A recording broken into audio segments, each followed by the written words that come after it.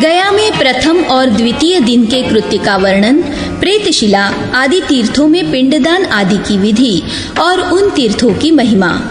पुरोहित वसु कहते हैं, मोहिनी सुनो, अब मैं प्रेतशिला का पवित्र महात्म्य बतलाता हूँ, जहाँ पिंडदान करके मनुष्य अपने पितरों का उद्धार करता है। प्रभासात्री ने शिला के चरण प्रांत को आच्छादित कर रखा है। मुनियों से संतुष्ट हुए प्रभास शिला के अंगुष्ठ भाग से प्रकट हुए। अंगुष्ठ भाग में ही भगवान शंकर स्थित हैं, इसलिए वे प्रभासेश कहे गए हैं। शिला के अंगुष्ठ का जो एक देश है, उसी में प्रभासेश की स्थिति है और वही प्रेत शिला की स्थिति है। वहाँ पिंडदान करने से मनुष्य प्रेत योनि से मुक्त हो जाता है, इसीलिए उसका नाम प्रेतशिला है। महानदी तथा प्रभासात्री के संगम में स्नान करने वाला पुरुष साक्षात वामदेव अर्थात शिव स्वरूप हो जाता है, इसीलिए उक्त संगम को वाम तीर्थ कहा गया है। देवताओं के प्रार्थना करने पर भगवान श्री राम ने जब महानदी में स्नान किया, तभी से वहाँ संपूर्ण लोकों को पवित्र करने वाला राम तीर्थ प्रकट हुआ। मनुष्य अपने सहस्त्रों जन्मों में जो पाप राशि संग्रह करते हैं, वह सब राम तीर्थ में स्नान करने मात्र से नष्ट हो जाती है। जो मनुष्य राम राम महाबाहो देवा नाम भयंकर त्वां नमस्येतु देवेश मम नश्यतु पातकम। महाबाहु राम, देवताओं को अभय देने वाले श्री राम, आपको नमस्कार करता हूँ। देवेश, मेरा पातक नष्ट हो जाए। इस मंत्र द्वारा राम तीर्थ में स्नान करके श्राद्ध एवं पिंडदान करता है, वह विष्णु लोक में प्रतिष्ठित होता है। प्रभासेश्वर को नमस्कार करके भासमान शिव के समीप जाना चाहिए और उन भगवान शिव को नमस्कार करके यमराज को बलि दे और इस प्रकार कहे, देवेश, आप ही जल है तथा आप ही ज्योतियों के अधिपति हैं। आप मेरे मन, वचन, शरीर और क्रिया द्वारा उत्पन्न हुए समस्त पापों का नाश कीजिए। शिला के जघन प्रदेश को यमराज ने दबा रखा है। धर्मराज ने पर्वत से कहा, न गच्छ अर्थात गमन न करो, हिलो डुलो मत, इसलिए पर्वत को नग कहते हैं। यमराज को बलि देने के पश्चात उनके 2 कुत्तों को भी अन्न की बलि या पिंड देना चाहिए। उस समय इस प्रकार कहे, वैवस्वत कुल में उत्पन्न जो 2 श्याम और सबल नाम वाले कुत्ते हैं, उनके लिए मैं पिंड दूंगा। ये दोनों हिंसा न करें। तत्पश्चात प्रेतशिला आदि तीर्थ में घृतयुक्त चरु के द्वारा पिंड बनावे और पितरों का आवाहन करके मंत्रोच्चारण पूर्वक उनके लिए पिंड दे। प्रेतशिला पर पवित्र चित्त हो जनेऊ को अपसव्य करके दक्षिण दिशा की ओर मुंह करके पितरों का ध्यान एवं स्मरण करे। कव्यवाहक, अनल, सोम, यम, अर्यमा, अग्निश्वात, बर्हिषद और सोमपा, ये सब पितृदेवता है। हे महाभाग पितृदेवताओं, आप यहाँ पधारे और आपके द्वारा सुरक्षित मेरे पितर एवं मेरे कुल में उत्पन्न हुए जो भाई बंधु हो, वे भी यहाँ आवे। मैं उन सबको पिंड देने के लिए इस गया तीर्थ में आया हूँ। वे सब के सब इस श्राद्ध दान से अक्षय तृप्ति लाभ करें। तत्पश्चात आचमन करके पंचांग न्यास पूर्वक यत्नतः प्राणायाम करे। फिर देश काल आदि का उच्चारण करके अस्मत् पितॄणाम पुनरावृत्ति रहित ब्रह्मलोकाप्ति हेतवे गया श्राद्धमहं करिष्ये, अर्थात अपने पितरों को पुनरावृत्ति रहित ब्रह्मलोक की प्राप्ति कराने के लिए मैं गया श्राद्ध करूंगा, ऐसा संकल्प करके शास्त्रोक्त क्रम से विधि पूर्वक श्राद्ध करे। पहले श्राद्ध के स्थान को पृथक पृथक पंचगव्य से सींचकर पितरों का आवाहन तथा पूजन करे। तत्पश्चात मंत्रों द्वारा पिंडदान करे। पहले सपिंड पितरों को श्राद्ध का पिंड देकर उनके दक्षिण भाग में कुश बिछाकर उनके लिए एक बार तिल और जल की अंजलि दे। अंजलि में तिल और जल लेकर यत्न पूर्वक पितृतीर्थ से उनके लिए अंजलि देनी चाहिए। फिर एक मुट्ठी सत्तू से अक्षय पिंड दे। पिंड द्रव्यों में तिल, घी, दही और मधु आदि मिलाना चाहिए। संबंधियों का तिल आदि के द्वारा कुशों पर आवाहन करना चाहिए। श्राद्ध में माता, पितामही और प्रपितामही के लिए जो 3 मंत्र वाक्य बोले जाते हैं, उनमें यथास्थान स्त्रीलिंग का उच्चारण करना चाहिए। संबंधियों के लिए भी पूर्ववत पितरों का आवाहन करते हुए पहले की ही भांति पिंड दे। अपने गोत्र में या पराये गोत्र में पति पत्नी के लिए पिंड देते समय यदि पृथक पृथक श्राद्ध, पिंडदान और तर्पण नहीं किया गया तो वह व्यर्थ है। पिंड पात्र में तिल देकर उसे शुभ जल से भर दे और मंत्र पाठ पूर्वक उस जल से प्रदक्षिण क्रम से उन सब पिंडों को 3 बार सींचे। तत्पश्चात प्रणाम करके क्षमा प्रार्थना करे। तदनंतर पितरों का विसर्जन करके आचमन करके पश्चात साक्षी देवताओं को सुना दे। मोहिनी, सब स्थानों में इसी प्रकार पिंडदान करना चाहिए। गया में पिंडदान के लिए समय एवं मुहूर्त का विचार नहीं करना चाहिए। मलमास हो, जन्मदिन हो, गुरु और शुक्र अस्त हो अथवा बृहस्पति सिंह राशि पर स्थित हो तो भी गया श्राद्ध नहीं छोड़ना चाहिए। सन्यासी गया में जाकर दंड दिखावे, पिंडदान न करे। वह विष्णु पद में दंड रखकर पितरों सहित मुक्त हो जाता है। गया में खीर, सत्तू, आटा, चरू अथवा चावल आदि से भी पिंडदान किया जाता है। सुभगे गया जी का दर्शन करके महापापी और पातकी भी पवित्र एवं श्राद्ध कर्म का अधिकारी हो जाता है और श्राद्ध करने पर वह ब्रह्मलोक का भागी होता है। फल्गु तीर्थ में श्राद्ध करने वाला मनुष्य जिस फल को पाता है उसे जो 1,00,000 अश्वमेध यज्ञों का अनुष्ठान करता है वह भी नहीं पाता। मनुष्य को गया में जाकर अवश्य पिंडदान करना चाहिए। वहाँ के पिंड पितरों को अत्यंत प्रिय है। इस कार्य में न तो विलंब करना चाहिए और न विघ्न डालना चाहिए। श्राद्धकर्ता को गया में इस प्रकार प्रार्थना करनी चाहिए। पिता, पितामह, प्रपितामह, माता, पितामही, प्रपितामही, मातामह, मातामह के पिता, प्रमातामह आदि, अर्थात वृद्ध प्रमातामह, मातामही, प्रमातामही और वृद्ध प्रमातामही, इन सब के लिए मेरा दिया हुआ पिंडदान अक्षय होकर प्राप्त हो। मेरे कुल में जो मरे हैं, जिनकी उत्तम गति नहीं हुई है, उनके उद्धार के लिए मैं यह पिंड देता हूँ। मेरे भाई बंधुओं के कुल में जो लोग मरे हैं और जिनकी उत्तम गति नहीं हुई है, उनके उद्धार के लिए मैं यह पिंड देता हूँ। जो फांसी पर लटक कर मरे हैं, जहर खाने या शस्त्रों के आघात से जिनकी मृत्यु हुई है और जो आत्मघाती है, उनके लिए मैं पिंड देता हूँ। जो यमदूतों के अधीन होकर सब नरकों में यातनाएं भोगते हैं, उनके उद्धार के लिए मैं यह पिंडदान करता हूँ। जो पशु योनि में पड़े हैं, पक्षी, कीट एवं सर्प का शरीर धारण कर चुके हैं अथवा जो वृक्षों की योनि में स्थित है, उन सब के लिए मैं यह पिंड देता हूँ। द्युलोक, अंतरिक्ष और पृथ्वी पर स्थित जो पितर और भाई बंधु आदि है तथा संस्कारहीन अवस्था में जिनकी मृत्यु हुई है, उनके लिए मैं पिंड देता हूँ। जो मेरे भाई बंधु हो अथवा न हो या दूसरे जन्म में मेरे भाई बंधु रहे हो, उन सब के लिए मेरा दिया हुआ पिंड अक्षय होकर मिले।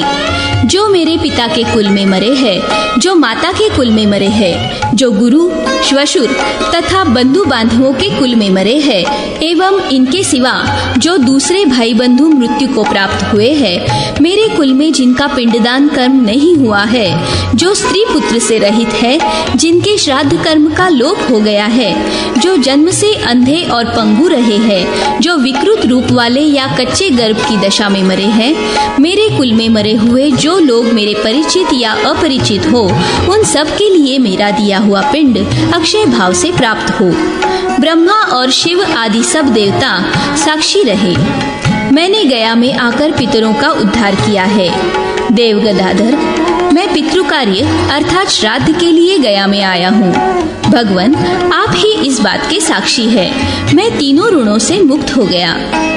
दूसरे दिन पवित्र होकर प्रेत पर्वत पर जाएं और वहां ब्रह्मकुंड में स्नान करके विद्वान पुरुष देवता आदि का तर्पण करें। फिर पवित्र होकर प्रेत पर्वत पर पितरों का आवाहन करें और पूर्ववत संकल्प करके पिंड दे। परम उत्तम पितृ देवताओं की उनके नाम मंत्रों द्वारा भली भांति पूजा करके उनके लिए पिंडदान करे। मनुष्य पितृकर्म में जितने तिल ग्रहण करता है उतने ही असुर भयभीत होकर इस प्रकार भागते हैं जैसे गरुड़ को देखकर सर्प भाग जाते हैं। मोहिनी उस प्रेत पर्वत पर पूर्ववत सब कार्य करे, तत्पश्चात वहाँ तिल मिश्रित सत्तू दे और इस प्रकार प्रार्थना करे।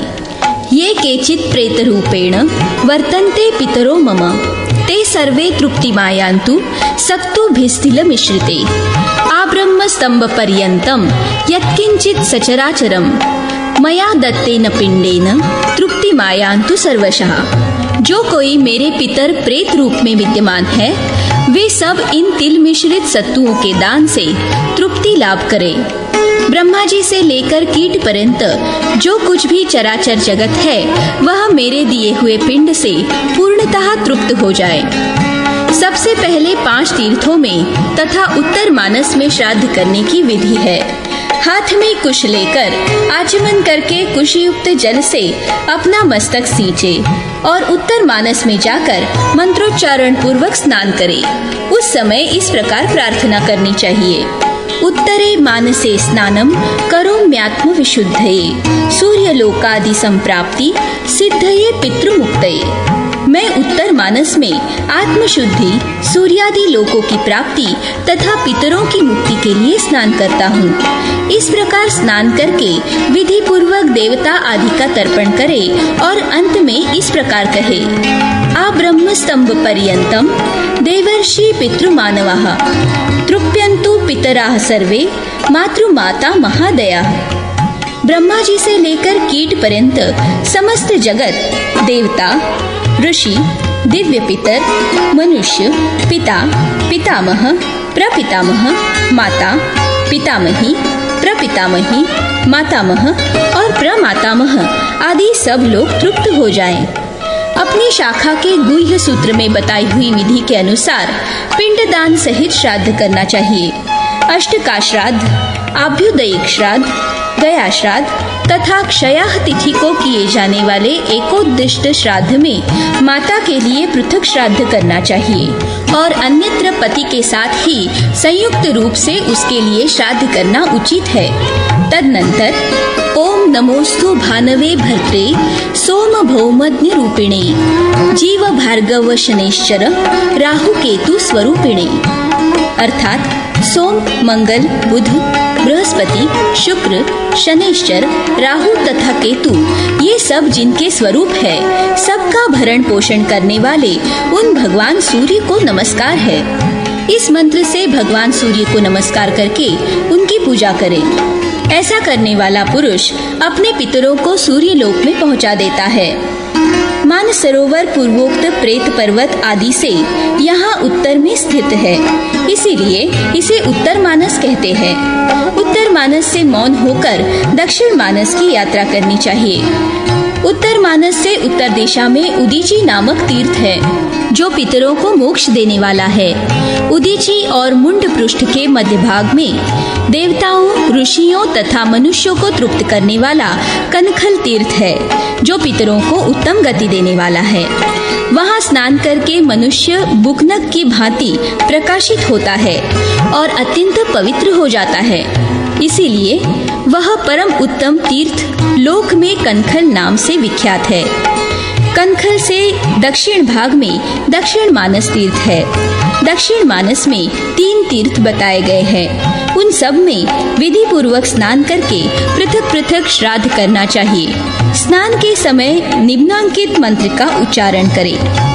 दिवाकर करोमीह स्नानम दक्षिण मानसे ब्रह्म हत्यादि पापौघ घातनाय विमुक्तये, अर्थात भगवान दिवाकर, मैं ब्रह्म हत्या आदि पापों के समुदाय का नाश करने और मोक्ष पाने के लिए यहाँ दक्षिण मानस तीर्थ में स्नान करता हूँ। यहाँ स्नान पूजन आदि करके पिंड सहित श्राद्ध करे और अंत में पुनः भगवान सूर्य को प्रणाम करते हुए निम्नांकित वाक्य कहे, नमामि सूर्यं तृप्त्यर्थम पितॄणां तारणाय च पुत्र पौत्र धनेश्वर्या द्यायुरारोग्य वृद्धये। अर्थात मैं पितरों की तृप्ति तथा उद्धार के लिए और पुत्र पौत्र धन ऐश्वर्य आदि आयु तथा आरोग्य की वृद्धि के लिए भगवान सूर्य को प्रणाम करता हूँ। इस प्रकार मौन भाव से सूर्य का दर्शन और पूजन करके नीचे लिखे मंत्र का उच्चारण करें। कव्यवाड़ा दयो ये च पितॄणाम देवतास्तथा मदीयैः पितृभिः सार्ध तर्पितः स्तः स्वदा भुजा। अर्थात कव्यवाड़ अनल आदि जो पितरों के देवता है वे मेरे पितरों के साथ तृप्त होकर स्वधा का उपभोग करें। वहाँ से सब तीर्थों में परम उत्तम फल्गु तीर्थ को जाएं। वहाँ श्राद्ध करने से सदा पितरों की तथा श्राद्ध कर्ता की भी मुक्ति होती है।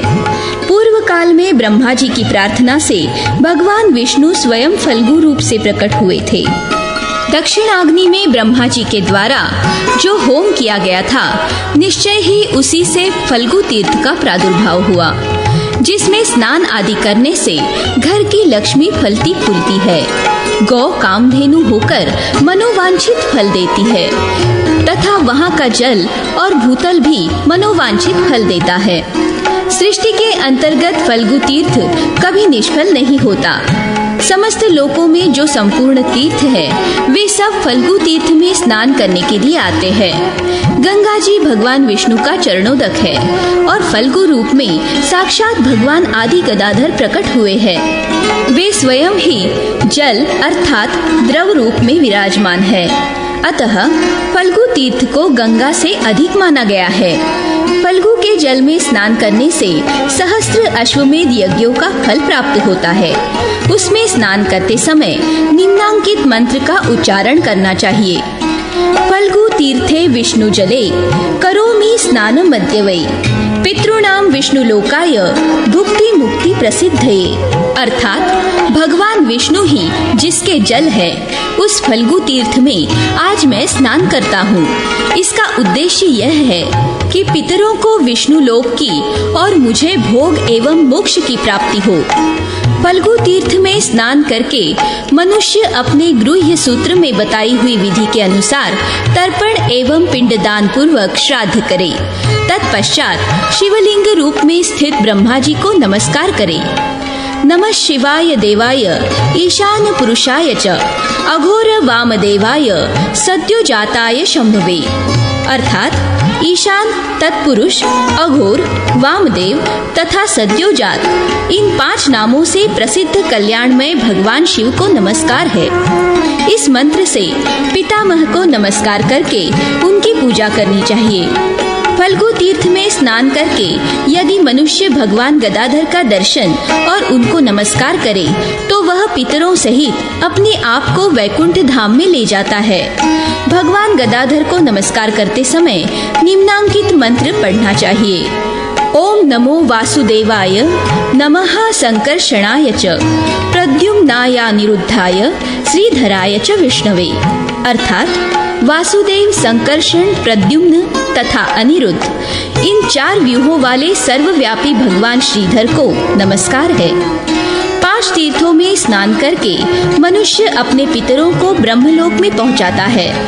जो भगवान गदाधर को 5 तीर्थों के जल से स्नान कराकर उन्हें पुष्प और वस्त्र आदि से सुशोभित नहीं करता, उसका किया हुआ श्राद्ध व्यर्थ होता है।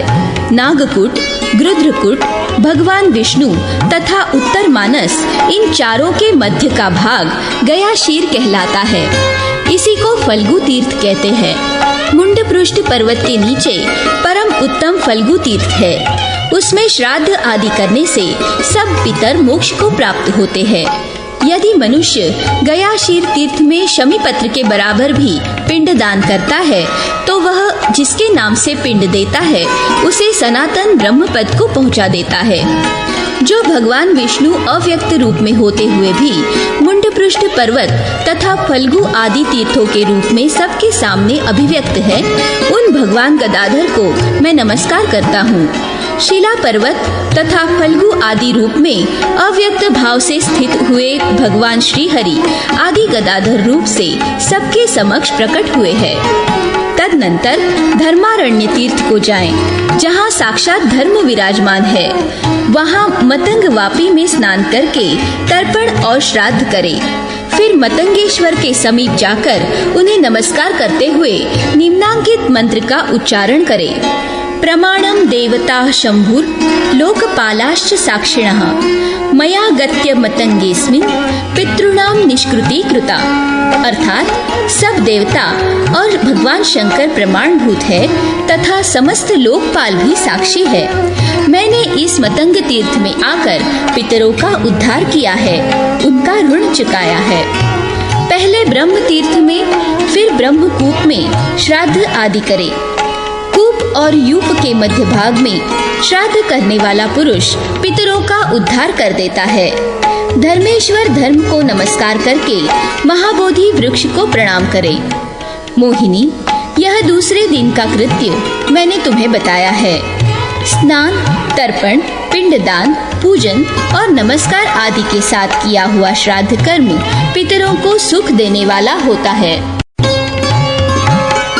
गया में तीसरे और चौथे दिन का कृत्य, ब्रह्म तीर्थ तथा विष्णुपद आदि की महिमा। पुरोहित वसु कहते हैं, मोहिनी, अब मैं तुम्हें गया जी में तीसरे दिन का कृत्य बतलाता हूँ, जो भोग और मोक्ष देने वाला है। उसका श्रवण गया सेवन का फल देने वाला है। ब्रह्मसर में स्नान करके पिंड सहित श्राद्ध करना चाहिए। स्नान के समय इस प्रकार कहे, स्नानं करोमि तीर्थे स्मिन् ऋणत्रय विमुक्तये श्राद्धाय पिंडदानाय तर्पणायार्थ सिद्धये। अर्थात मैं तीनों ऋणों से मुक्ति पाने, श्राद्ध, तर्पण एवं पिंडदान करने तथा अभिष्ट मनोरथों की सिद्धि के लिए इस तीर्थ में स्नान करता हूँ। ब्रह्मकूप और ब्रह्मयूप के मध्य भाग में स्नान, तर्पण एवं श्राद्ध करने वाला पुरुष अपने पितरों को उद्धार कर देता है। स्नान करके ब्रह्मयूप नाम से प्रसिद्ध जो ऊंचा यूप है, वहाँ श्राद्ध करे। ब्रह्मसर में श्राद्ध करके मनुष्य अपने पितरों को ब्रह्मलोक में पहुंचा देता है। गोप्रचार तीर्थ के समीप ब्रह्मा जी के द्वारा उत्पन्न किए हुए आम्र वृक्ष है। उनको सींचने मात्र से पितृगण मोक्ष प्राप्त कर लेते हैं। आम्र वृक्ष को सींचते समय निम्नांकित मंत्र का उच्चारण करें। आम्रम ब्रह्म सरोद्भूतम सर्वदेवमयं विभुम विष्णु रूपम प्रसिंचामि पितॄणाम चैव मुक्तये। अर्थात ब्रह्मसर में प्रकट हुआ आम्र वृक्ष सर्वदेवमय है। वह सर्वव्यापी भगवान विष्णु का स्वरूप है। मैं पितरों की तृप्ति के लिए उसका अभिषेक करता हूँ। एक मुनि हाथ में जल से भरा हुआ घड़ा और कुश का अग्रभाग लेकर आम की जड़ में पानी दे रहे थे। उन्होंने आम को भी सींचा और पितरों को भी तृप्त किया। उनकी एक ही क्रिया दो प्रयोजनों को सिद्ध करने वाली हुई। ब्रह्मयूप की परिक्रमा करके मनुष्य वाजपेय यज्ञ का फल पाता है और ब्रह्मा जी को नमस्कार करके अपने पितरों को ब्रह्मलोक में ले जाता है। निम्नांकित मंत्र से ब्रह्मा जी को नमस्कार करना चाहिए। ओम नमो ब्रह्मणे जाय जगत जन्मादिकारणे भक्तानां च पितॄणां च तारकाय नमो नमः। अर्थात जगत की सृष्टि, पालन आदि करने वाले सच्चिदानंद स्वरूप अजन्मा ब्रह्मा जी को नमस्कार है। भक्तों और पितरों के उद्धारक पितामह को बारंबार नमस्कार है। तत्पश्चात निम्नांकित मंत्र से इंद्रिय संयम पूर्वक यमराज के लिए बलि दे। यमराज धर्मराजौ निश्चलार्था इति स्थितौ ताभ्यां बलिं प्रयच्छामि पितॄणां मुक्ति हेतवे। अर्थात यमराज और धर्मराज दोनों सुस्थिर प्रयोजन वाले हैं। मैं पितरों की मुक्ति के लिए उन दोनों की बलि अर्पित करता हूँ। मोहिनी, इसके बाद द्वौ श्वानौ श्याम शबलौ इत्यादि पूर्वोक्त मंत्र से कुत्तों के लिए बलि देकर नीचे लिखे मंत्र द्वारा संयम पूर्वक काक बलि समर्पित करे। ऐन्द्र वारुण वायव्या याम्या वै नैऋतास्तथा वायसः प्रतिगृह्णन्तु भूमौ पिंडम मयार्पितम। अर्थात पूर्व, पश्चिम, दक्षिण, वायव्य कोण तथा नैऋत्य कोण के कौवे भूमि पर मेरे दिए हुए इस पिंड को ग्रहण करें। तत्पश्चात हाथ में कुश लेकर ब्रह्म तीर्थ में स्नान करे। इस प्रकार विद्वान पुरुष तीसरे दिन का नियम समाप्त करके भगवान गदाधर को नमस्कार करे और ब्रह्मचर्य पालन करता रहे। चौथे दिन फल्गु तीर्थ में स्नान आदि कार्य करे। फिर गयाशिर में पद पर पिंड दान सहित श्राद्ध करे। वहाँ फल्गु तीर्थ में साक्षात गयाशिर का निवास है। क्रौंच पाद से लेकर फल्गु तीर्थ तक साक्षात गयाशिर है। गयाशिर पर वृक्ष पर्वत आदि भी है, किंतु वह साक्षात रूप से फल्गु तीर्थ स्वरूप है। फल्गु तीर्थ गयासुर का मुख है, अतः वहाँ स्नान करके श्राद्ध करना चाहिए। आदिदेव भगवान गदाधर व्यक्त और अव्यक्त रूप का आश्रय ले पितरों की मुक्ति के लिए विष्णुपद आदि के रूप में विद्यमान है। वहाँ जो दिव्य विष्णुपद है वह दर्शन मात्र से पाप का नाश करने वाला है। स्पर्श और पूजन करने पर वह पितरों को मोक्ष देने वाला है। विष्णु पद में पिंड दान पूर्वक श्राद्ध करके मनुष्य अपनी सहस्त्र पीढ़ियों का उद्धार करके उन्हें विष्णु लोक पहुंचा देता है। रुद्र पद अथवा शुभ ब्रह्म पद में श्राद्ध करके पुरुष अपने ही साथ अपनी 100 पीढ़ियों को शिव धाम में पहुंचा देता है। दक्षिणाग्नि पद में श्राद्ध करने वाला वाजपेय यज्ञ का और गार्हपत्य पद में श्राद्ध करने वाला राजसूय यज्ञ का फल पाता है। चंद्र पद में श्राद्ध करके अश्वमेध यज्ञ का फल मिलता है। सत्य पद में श्राद्ध करने से ज्योतिष्टोम यज्ञ के फल की प्राप्ति होती है। आवस्सस्थ्य पद में श्राद्ध करने वाला चंद्रलोक को जाता है और इंद्र पद में श्राद्ध करके मनुष्य अपने पितरों को इंद्रलोक पहुंचा देता है। दूसरे देवताओं के जो पद है उनमें श्राद्ध करने वाला पुरुष अपने पितरों को ब्रह्मलोक में पहुंचा देता है। सब में काश्यप पद श्रेष्ठ है। विष्णु पद, रुद्र पद तथा ब्रह्म पद को भी सर्वश्रेष्ठ कहा गया है। मोहिनी, आरंभ और समाप्ति के दिन में इनमें से किसी एक पद पर श्राद्ध करना श्राद्धकर्ता के लिए भी श्रेयस्कर होता है। पूर्व काल में भीष्म जी ने विष्णु पद पर श्राद्ध करते समय अपने पितरों का आवाहन करके विधि पूर्वक श्राद्ध किया और जब वे पिंडदान के लिए उद्यत हुए उस समय गयाशिर में उनके पिता शंतनु के दोनों हाथ सामने निकल आए, परंतु भीष्म जी ने भूमि पर ही पिंड दिया, क्योंकि शास्त्र में हाथ पर पिंड देने का अधिकार नहीं दिया गया है। भीष्म के इस व्यवहार से संतुष्ट होकर शंतनु बोले, बेटा, तुम शास्त्रीय सिद्धांत पर दृढ़ता पूर्वक डटे हुए हो, अतः त्रिकालदर्शी हो और अंत में तुम्हें भगवान विष्णु की प्राप्ति हो। साथ ही जब तुम्हारी इच्छा हो तभी मृत्यु तुम्हारा स्पर्श करे। ऐसा कहकर शंतनु मुक्त हो गए। भगवान श्री राम रमणीय रुद्रपद में आकर जब पिंडदान करने को उद्यत हुए उस समय पिता दशरथ स्वर्ग से हाथ फैलाए हुए वहां आए, किंतु श्री राम ने उनके हाथ में पिंड नहीं दिया।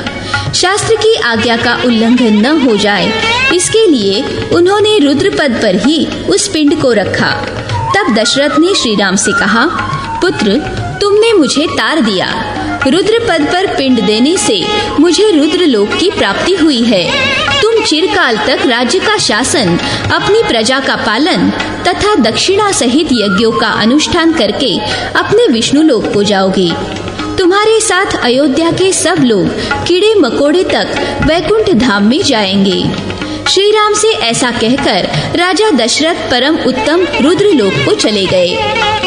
कनकेश, केदार, नारसिंह और वामन इनकी रथ मार्ग में पूजा करके मनुष्य अपने समस्त पितरों का उद्धार कर देता है। जो गयाशिर में जिनके नाम से पिंड देते हैं उनके वे पितर यदि नरक में हो तो स्वर्ग में जाते हैं और स्वर्ग में हो तो मोक्ष लाभ करते हैं। जो गयाशिर में कंद, मूल, फल आदि के द्वारा शमी पत्र के बराबर भी पिंड देता है वह अपने पितरों को स्वर्ग लोक में पहुंचा देता है। जहाँ विष्णु आदि के पद दिखाई देते हैं वहाँ उनके आगे जिनके पद पर श्राद्ध किया जाता है उन्हीं के लोकों में मनुष्य अपने पितरों को भेजता है। इन पदों के द्वारा सर्वत्र मुंडपृष्ठ पर्वत ही लक्षित होता है। वहाँ पूजित होने वाले पितर ब्रह्मलोक को प्राप्त होते हैं। एक मुनि मुंडपृष्ठ में क्रौंच रूप से तपस्या करते थे। उनके चरणों का चिन्ह जहाँ लक्षित होता है वह क्रौंच पद माना गया है। भगवान विष्णु आदि के पद यहाँ लिंग रूप में स्थित है। देवता आदि का तर्पण करके रुद्र पद से प्रारंभ करके श्राद्ध करना चाहिए। मोहिनी, यह चौथे दिन का कृत्य बताया गया है। इसे करके मनुष्य पवित्र एवं श्राद्ध कर्म का अधिकारी होता है और श्राद्ध करने पर वह ब्रह्मलोक का भागी होता है।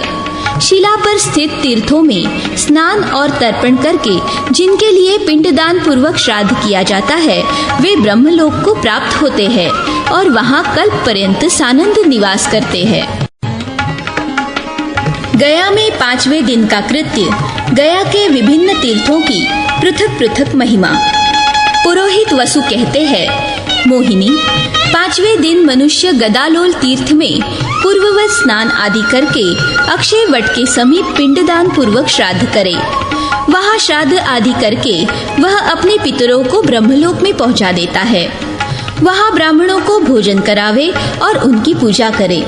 अक्षय वट के निकट श्राद्ध करके एकाग्र चित्त हो वटेश्वर का दर्शन, नमस्कार तथा पूजन करे। ऐसा करने से श्राद्धकर्ता पुरुष अपने पितरों को अक्षय तथा सनातन ब्रह्मलोक में भेज देता है। गदालोल तीर्थ में स्नान करते समय इस प्रकार प्रार्थना करनी चाहिए। गदालोले महातीर्थे गदा प्रक्षालने वरे स्नानं करोमि शुद्ध्यर्थं मक्षयाय स्वराप्तये। एकांतरे वटस्याग्रे यह शेते योग निद्रया बालरूपधरस्तस्मै नमस्ते योगशायिने। संसार वृक्ष शस्त्राया शेष पापक्षयाय च अक्षय्य ब्रह्मदात्रे च नमोक्षय्य वटाय वै।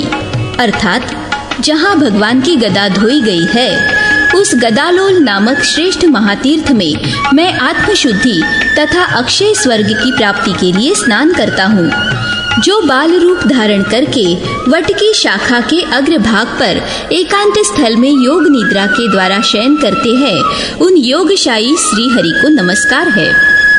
जो संसार रूपी वृक्ष का उच्छेद करने के लिए शस्त्र रूप है, जो समस्त पापों का नाश तथा अक्षय ब्रह्मलोक प्रदान करने वाले हैं, उन अक्षय वट स्वरूप श्री हरि को नमस्कार है। इसके बाद लिंग स्वरूप प्रपितामह को नमस्कार करे।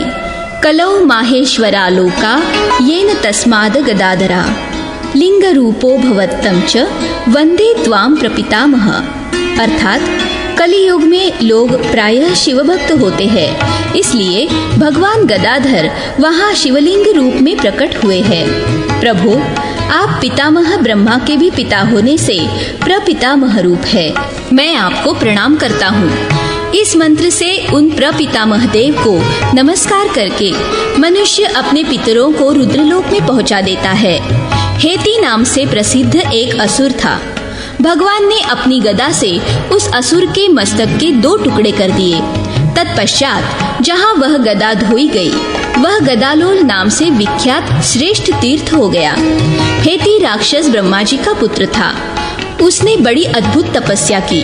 तपस्या से वरदायक ब्रह्मा आदि देवताओं को संतुष्ट करके यह वर मांगा, मैं दैत्य आदि से, शस्त्र आदि से, नाना प्रकार के मनुष्यों से तथा विष्णु और शिव आदि के चक्र एवं त्रिशूल आदि आयुधों द्वारा अवध्य और महान बलवान हूँ।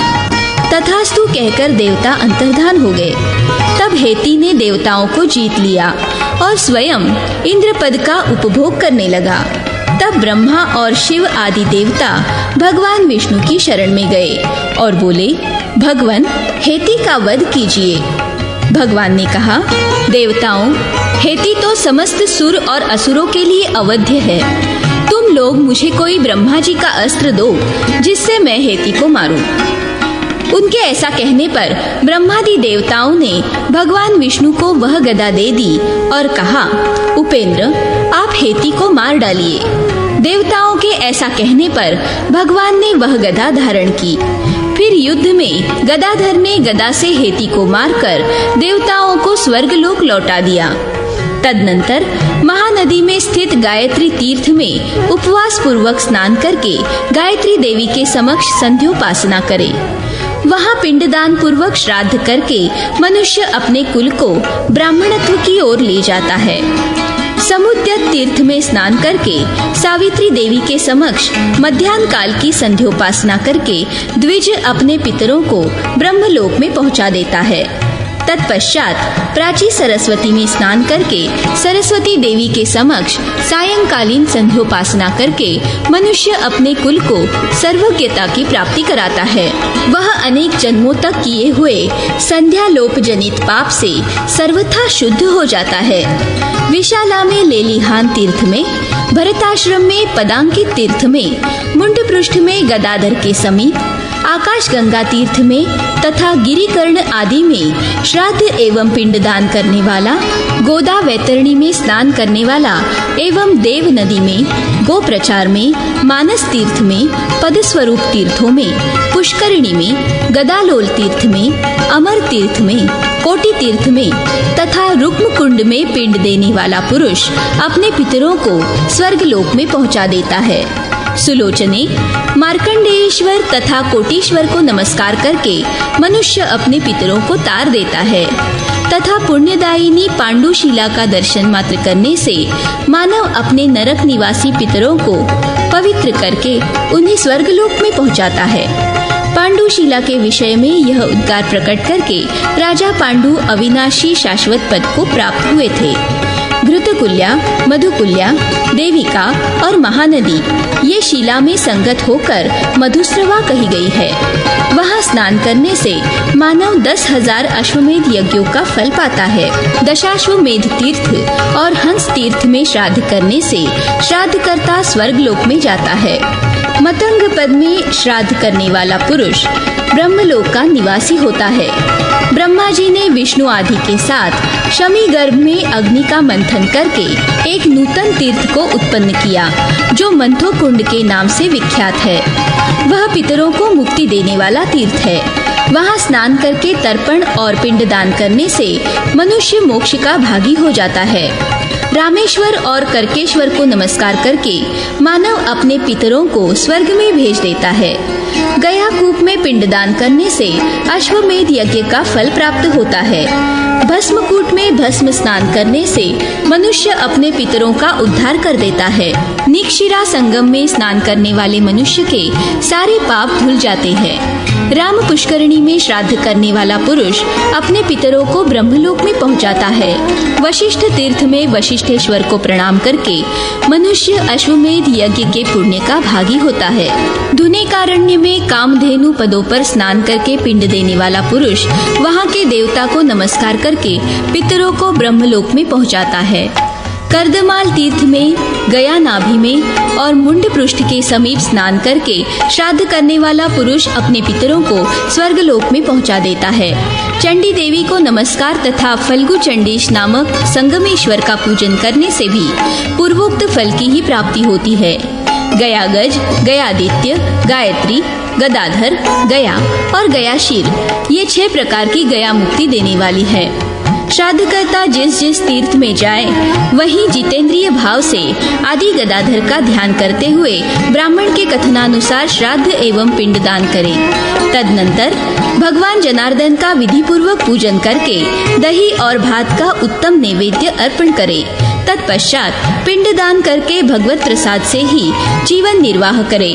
दैत्य के मुंड पृष्ठ पर वह शिला स्थित है, इसलिए मुंड पृष्ठ नामक पर्वत पितरों को ब्रह्मलोक देने वाला है। श्री रामचंद्र जी के वन में जाने के बाद उनके भाई भरत उस पर्वत पर आए थे। उन्होंने पिता को पिंड आदि देकर वहां रामेश्वर की स्थापना की थी। जो एकाग्र चित्त होकर वहां स्नान करके रामेश्वर को तथा राम और सीता को नमस्कार करता और श्राद्ध एवं पिंडदान देता है, वह धर्मात्मा अपने पितरों के साथ भगवान विष्णु के लोक में जाता है। शिला के दक्षिण हाथ में स्थापित मुंड पृष्ठ तीर्थ के समीप श्राद्ध आदि करने से मनुष्य अपने समस्त पितरों को ब्रह्मलोक पहुंचा देता है। कुंड ने सीतागिरी के दक्षिण पर्वत पर बड़ी भारी तपस्या की थी, अतः उनके नाम पर कुंड पृष्ठ तीर्थ विख्यात हुआ। पुण्यमय मतंग पद में पिंड देने वाला पुरुष अपने पितरों को स्वर्ग में पहुंचा देता है। शिला के बाएं हाथ में उद्यंतक गिरी की स्थापना हुई। यहाँ महात्मा अगस्त्य जी ने उदयाचल को ले आकर स्थापित किया था। वहाँ पिंड देने वाला पुरुष अपने पितरों को ब्रह्मलोक भेज देता है। अगस्त्य जी ने अपनी तपस्या के लिए वहाँ उद्यंतक नामक कुंड का निर्माण किया था। वहाँ ब्रह्मा जी अपनी देवी सावित्री और सनकादि कुमारों के साथ विराजमान है। हाहा हुहु आदि गंधर्वों ने वहाँ संगीत और वाद्य का आयोजन किया था। अगस्त्य तीर्थ में स्नान करके मध्याह्न काल में सावित्री की उपासना करने पर पुरुष कोटि जन्मों तक धनाढ्य तथा वेदवेत्ता ब्राह्मण होता है। अगस्त्य पद में स्नान करके पिंड देने वाला पुरुष पितरों को स्वर्ग की प्राप्ति कराता है। जो मनुष्य ब्रह्म योनि में प्रवेश करके निकलता है वह योनि संकट से मुक्त हो परब्रह्म परमात्मा को प्राप्त होता है। गया कुमार को प्रणाम करके मनुष्य ब्राह्मणत्व पाता है। सोमकुंड में स्नान आदि करने से वह पितरों को चंद्रलोक की प्राप्ति कराता है। काकशिला में कौओं के लिए दी हुई बलि क्षण भर में मोक्ष देने वाली है। स्वर्ग द्वारेश्वर को नमस्कार करके मनुष्य अपने पितरों को स्वर्ग से ब्रह्मलोक को भेज देता है। आकाश गंगा में पिंड देने वाला पुरुष स्वयं निर्मल होकर पितरों को स्वर्गलोक में भेज देता है। शिला के दाहिने हाथ में धर्मराज ने भस्मकुट धारण किया था, अतः वहाँ महादेव जी ने अपना वही नाम रखा है। मोहिनी, जहाँ भस्मकुट पर्वत है वही भस्म नामधारी भगवान शिव है। जहाँ वट है वहाँ वटेश्वर ब्रह्मा जी स्थित है।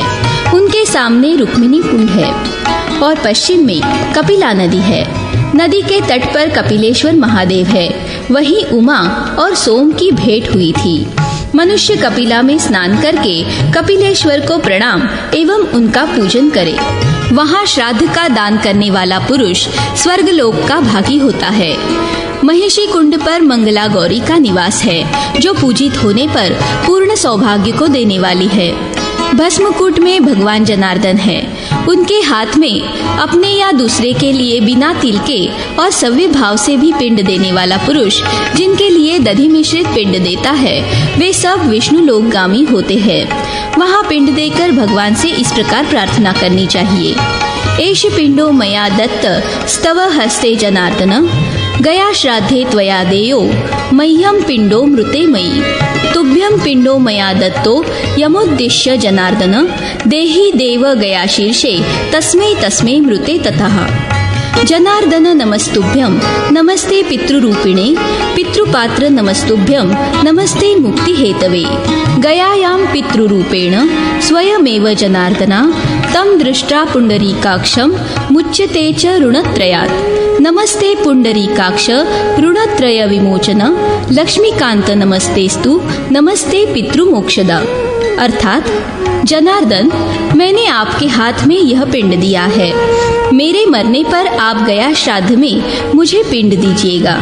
जनार्दन, जिसके उद्देश्य से मैंने आपको पिंड दिया है, हे देव, उसके मरने पर आप गया शीर्ष में उसके लिए अवश्य पिंड दे।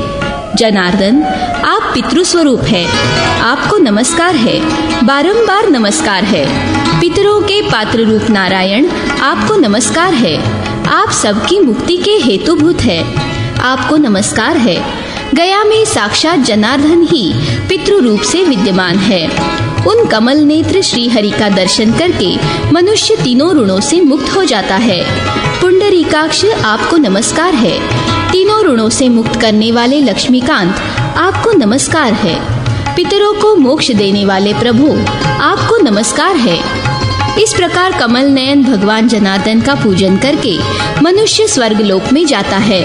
पृथ्वी पर बायां घुटना गिराकर भगवान जनार्दन को नमस्कार करे। तत्पश्चात पिंडदान पूर्वक श्राद्ध करने वाला पुरुष भाइयों सहित विष्णु लोक में जाता है। शिला के वाम भाग में प्रेतकूट गिरी स्थित है। प्रेतकूट गिरी को धर्मराज ने धारण किया है।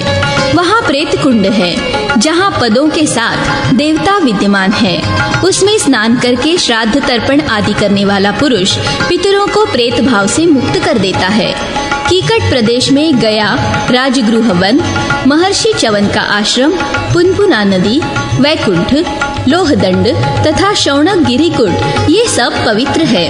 उनमें श्राद्ध पिंडदान आदि करने वाला पुरुष पितरों को ब्रह्मधाम में पहुंचा देता है। शिला के दक्षिण पाद में गृध्र कुटगिरी रखा गया है। धर्मराज ने शिला को स्थिर रखने के लिए वहां उस पर्वत को स्थापित किया है। वह शीघ्र पवित्र करने वाला है। वहां गृध्रेश्वर नामक भगवान शिव विराजमान है। गृध्रेश्वर का दर्शन और उनके समीप स्नान करके मनुष्य शिवधाम में जाता है। ऋण मोक्ष एवं पाप मोक्ष नाम वाले शिव जी का दर्शन करके मनुष्य शिवलोक में जाता है। वहां विघ्नों का नाश करने वाले विघ्नेश्वर गणेश जी गज रूप से निवास करते हैं। उनका दर्शन करके मनुष्य विघ्नों से मुक्त होता है और पितरों को भगवान शिव के लोक में पहुंचा देता है। स्नान करके गायत्री और गयादित्य का दर्शन करने से मनुष्य स्वर्ग लोक में जाता है।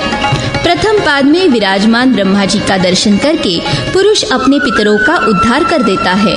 जो नाभि में पिंड देता है वह पितरों को ब्रह्मलोक में पहुंचाता है। मुंड पृष्ठ की शोभा के लिए श्रेष्ठ कमल उत्पन्न हुआ है।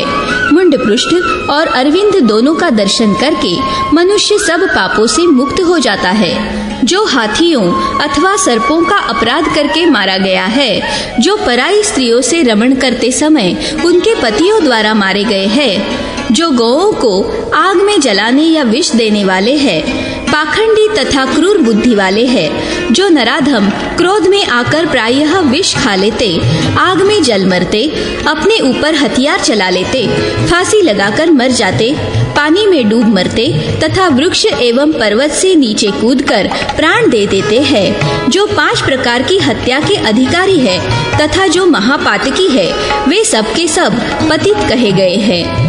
वे गया कूप के स्नान से तथा वहाँ की भस्म रमाने से अवश्य शुद्ध हो जाते हैं।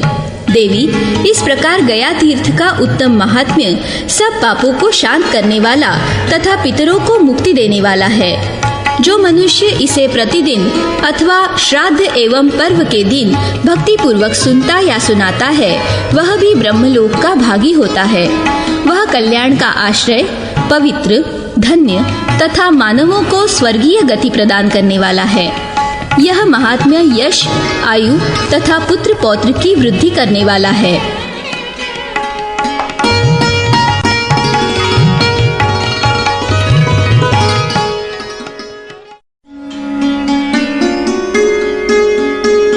अविमुक्त क्षेत्र काशीपुरी की महिमा। मानधाता बोले, भगवन, मोहिनी ने पितरों को उत्तम गति देने वाले गया महात्म्य को सुनकर वेद वेत्ताओं में श्रेष्ठ विप्रवर वसु से पुनः क्या पूछा। वशिष्ठ जी बोले, राजन सुनो, मोहिनी ने पुनः जो प्रश्न किया वह बतलाता हूँ। मोहिनी ने कहा, लोकोद्धार परायण द्विज श्रेष्ठ, आपको बारंबार साधुवाद है। आप बड़े दयालु हैं। ब्रह्मन, मैंने गया जी का परम उत्तम पवित्र महात्म्य सुना, जो परम गोपनीय और पितरों को सद्गति देने वाला है। विप्रेंद्र, अब काशी का उत्तम महात्म्य बताइए। वशिष्ठ जी कहते हैं, मोहिनी का यह कथन सुनकर उसके पुरोहित वसु बोले, सुनो, कल्याणमयी काशीपुरी धन्य है, भगवान महेश्वर भी धन्य है, जो मुक्तिदायिनी वैष्णवपुरी काशी को श्रीहरि से मांगकर निरंतर उसका सेवन करते हैं। सनातन देव भगवान शंकर श्रीहरि के क्षेत्र में ही विद्यमान हैं। वे भगवान ऋषिकेश की पूजा करते हुए स्वयं भी देवता आदि से पूजित होते हैं। काशीपुरी तीनों लोकों का सार है। उस रमणीय नगरी का यदि सेवन किया जाए तो वह मनुष्यों को उत्तम गति देने वाली है। नाना प्रकार के पाप कर्म करने वाले मनुष्य भी यहाँ आकर अपने पापों का नाश करके रजोगुण रहित तथा शुद्ध अंतकरण के प्रकाश से युक्त हो जाते हैं। इसे वैष्णव क्षेत्र तथा शैव क्षेत्र भी कहते हैं। यह सब प्राणियों को मोक्ष देने वाला है।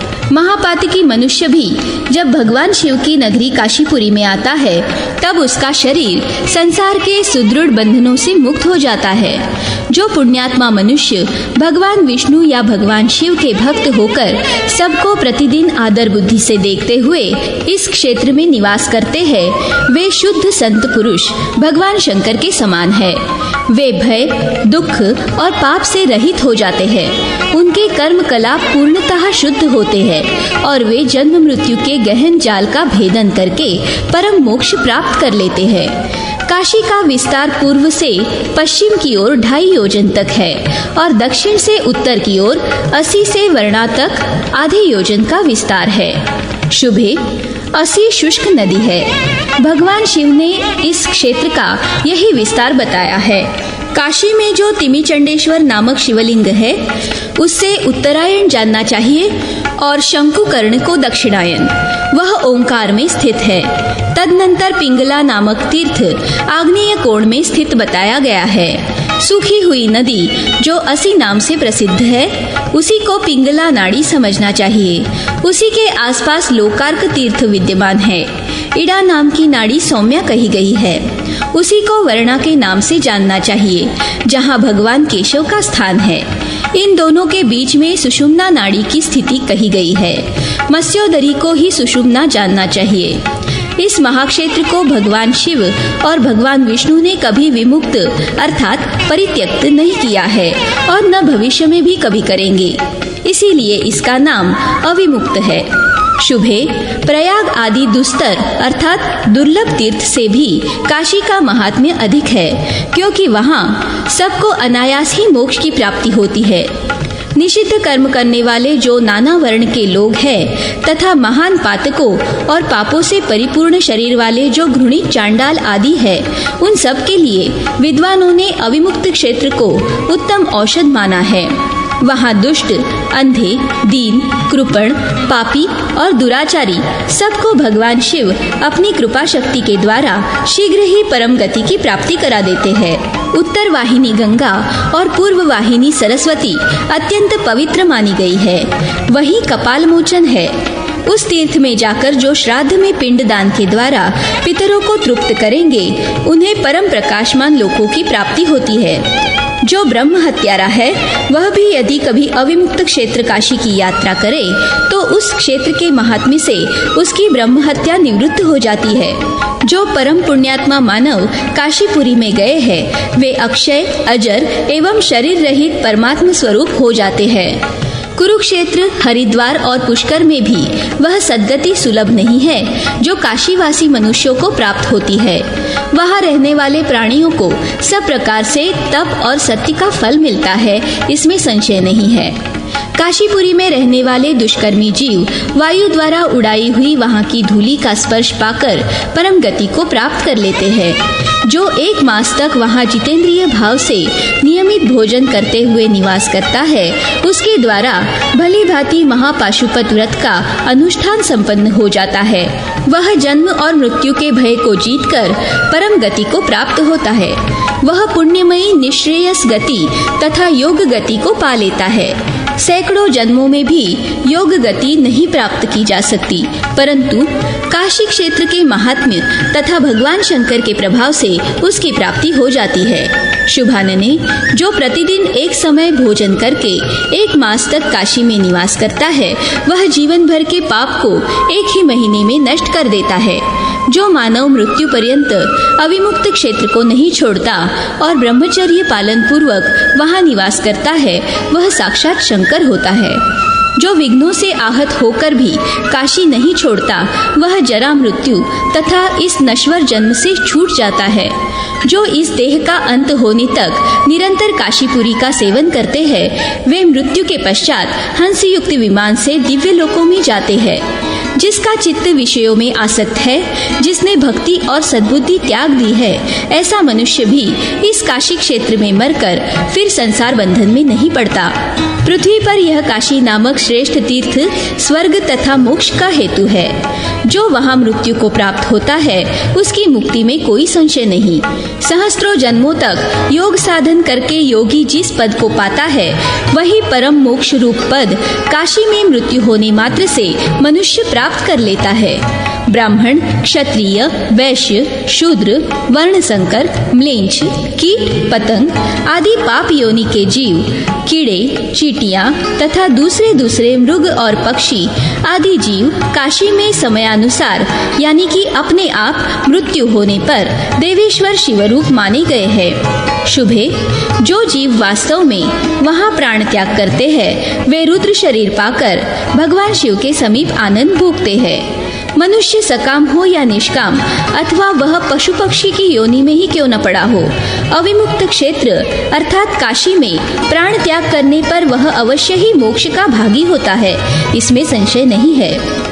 जो मानव सदा भगवान शिव की भक्ति में तत्पर रहने वाले और उनके अनन्य भक्त है, उन्हीं के चिंतन में जिनका चित्त आसक्त है और भगवान शिव में ही जिनके प्राण बसते हैं, वे निस्संदेह जीवन मुक्त है।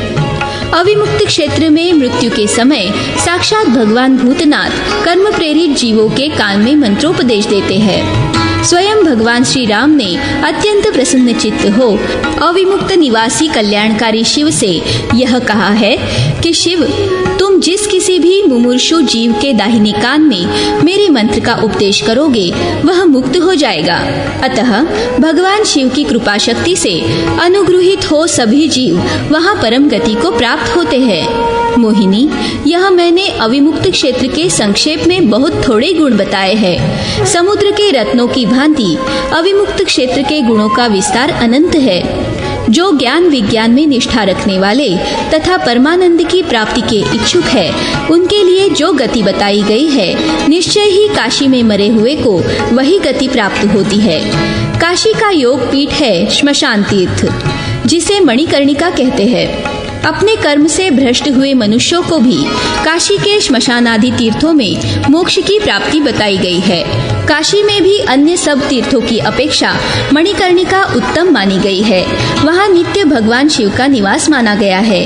वरानने 10 अश्वमेध यज्ञों का जो फल बताया गया है, उसे धर्मात्मा पुरुष मणिकर्णिका में स्नान करके प्राप्त कर लेता है। जो यहाँ वेदवेत्ता ब्राह्मण को अपना धन दान करता है, वह शुभ गति को पाता और अग्नि की भांति तेज से उद्दीप्त होता है। जो मनुष्य वहाँ उपवास करके ब्राह्मणों को तृप्त करता है, वह निश्चय ही सौत्रामणि यज्ञ का फल प्राप्त करता है। जो मनुष्य वहाँ 4 वत्सतरी से युक्त सौम्य स्वभाव के तरुण वृषभ को छत्र आदि से चिन्हित करके छोड़ता है, वह परम गति को प्राप्त होता है। इसमें संदेह नहीं कि वह पितरों के साथ मोक्ष को प्राप्त होता है।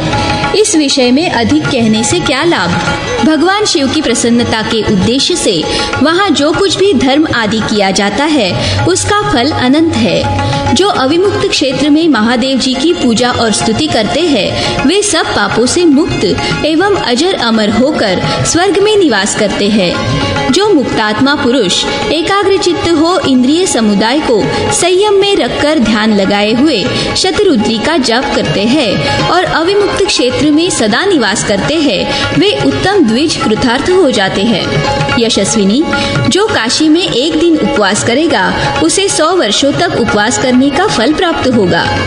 इससे आगे गंगा और वरुणा का संगम रूप उत्तम तीर्थ है, जो सायुज्य मुक्ति देने वाला है। जब बुधवार को श्रवण और द्वादशी का योग हो, उस समय उसमें स्नान करके मनुष्य मोक्ष रूप फल पाता है। शुभानने, जो वहाँ उस समय श्राद्ध करता है, वह अपने समस्त पितरों का उद्धार करके विष्णु लोक में जाता है। गंगा के साथ वरुणा और असी का जो संगम है, वह समस्त लोकों में विख्यात है।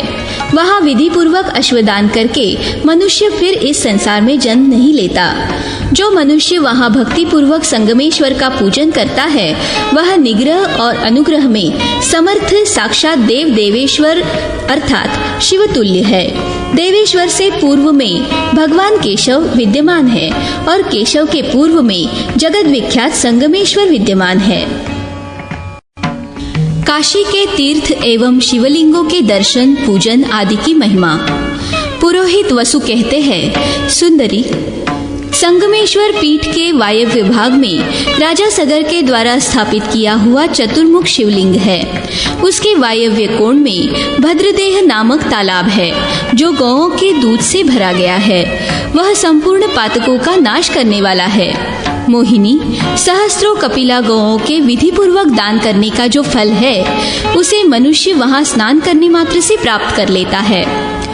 जब पूर्व भाद्रपदा नक्षत्र से युक्त पूर्णिमा हो, उस समय वहाँ के लिए अतिशय पुण्यकाल माना गया है, जो अश्वमेध यज्ञ का फल देने वाला है।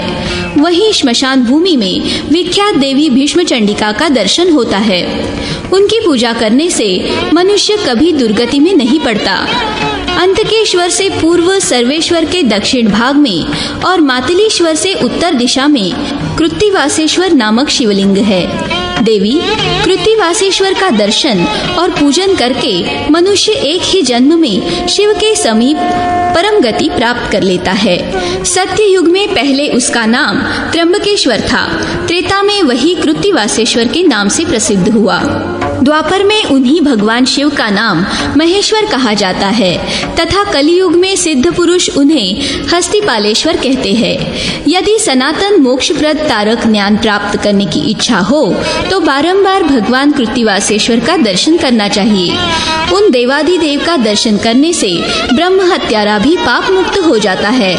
उनका स्पर्श और पूजन करने पर संपूर्ण यज्ञों का फल मिलता है।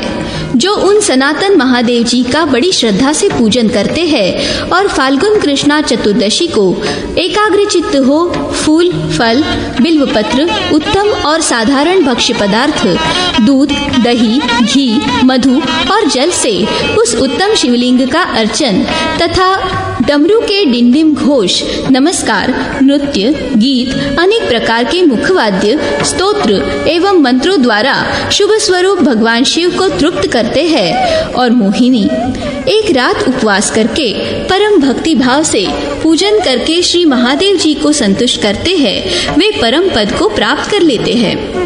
जो चैत्र मास की चतुर्दशी को परमेश्वर शिव की पूजा करता है वह धन के स्वामी कुबेर के समीप जाकर उन्हीं की भांति क्रीड़ा करता है।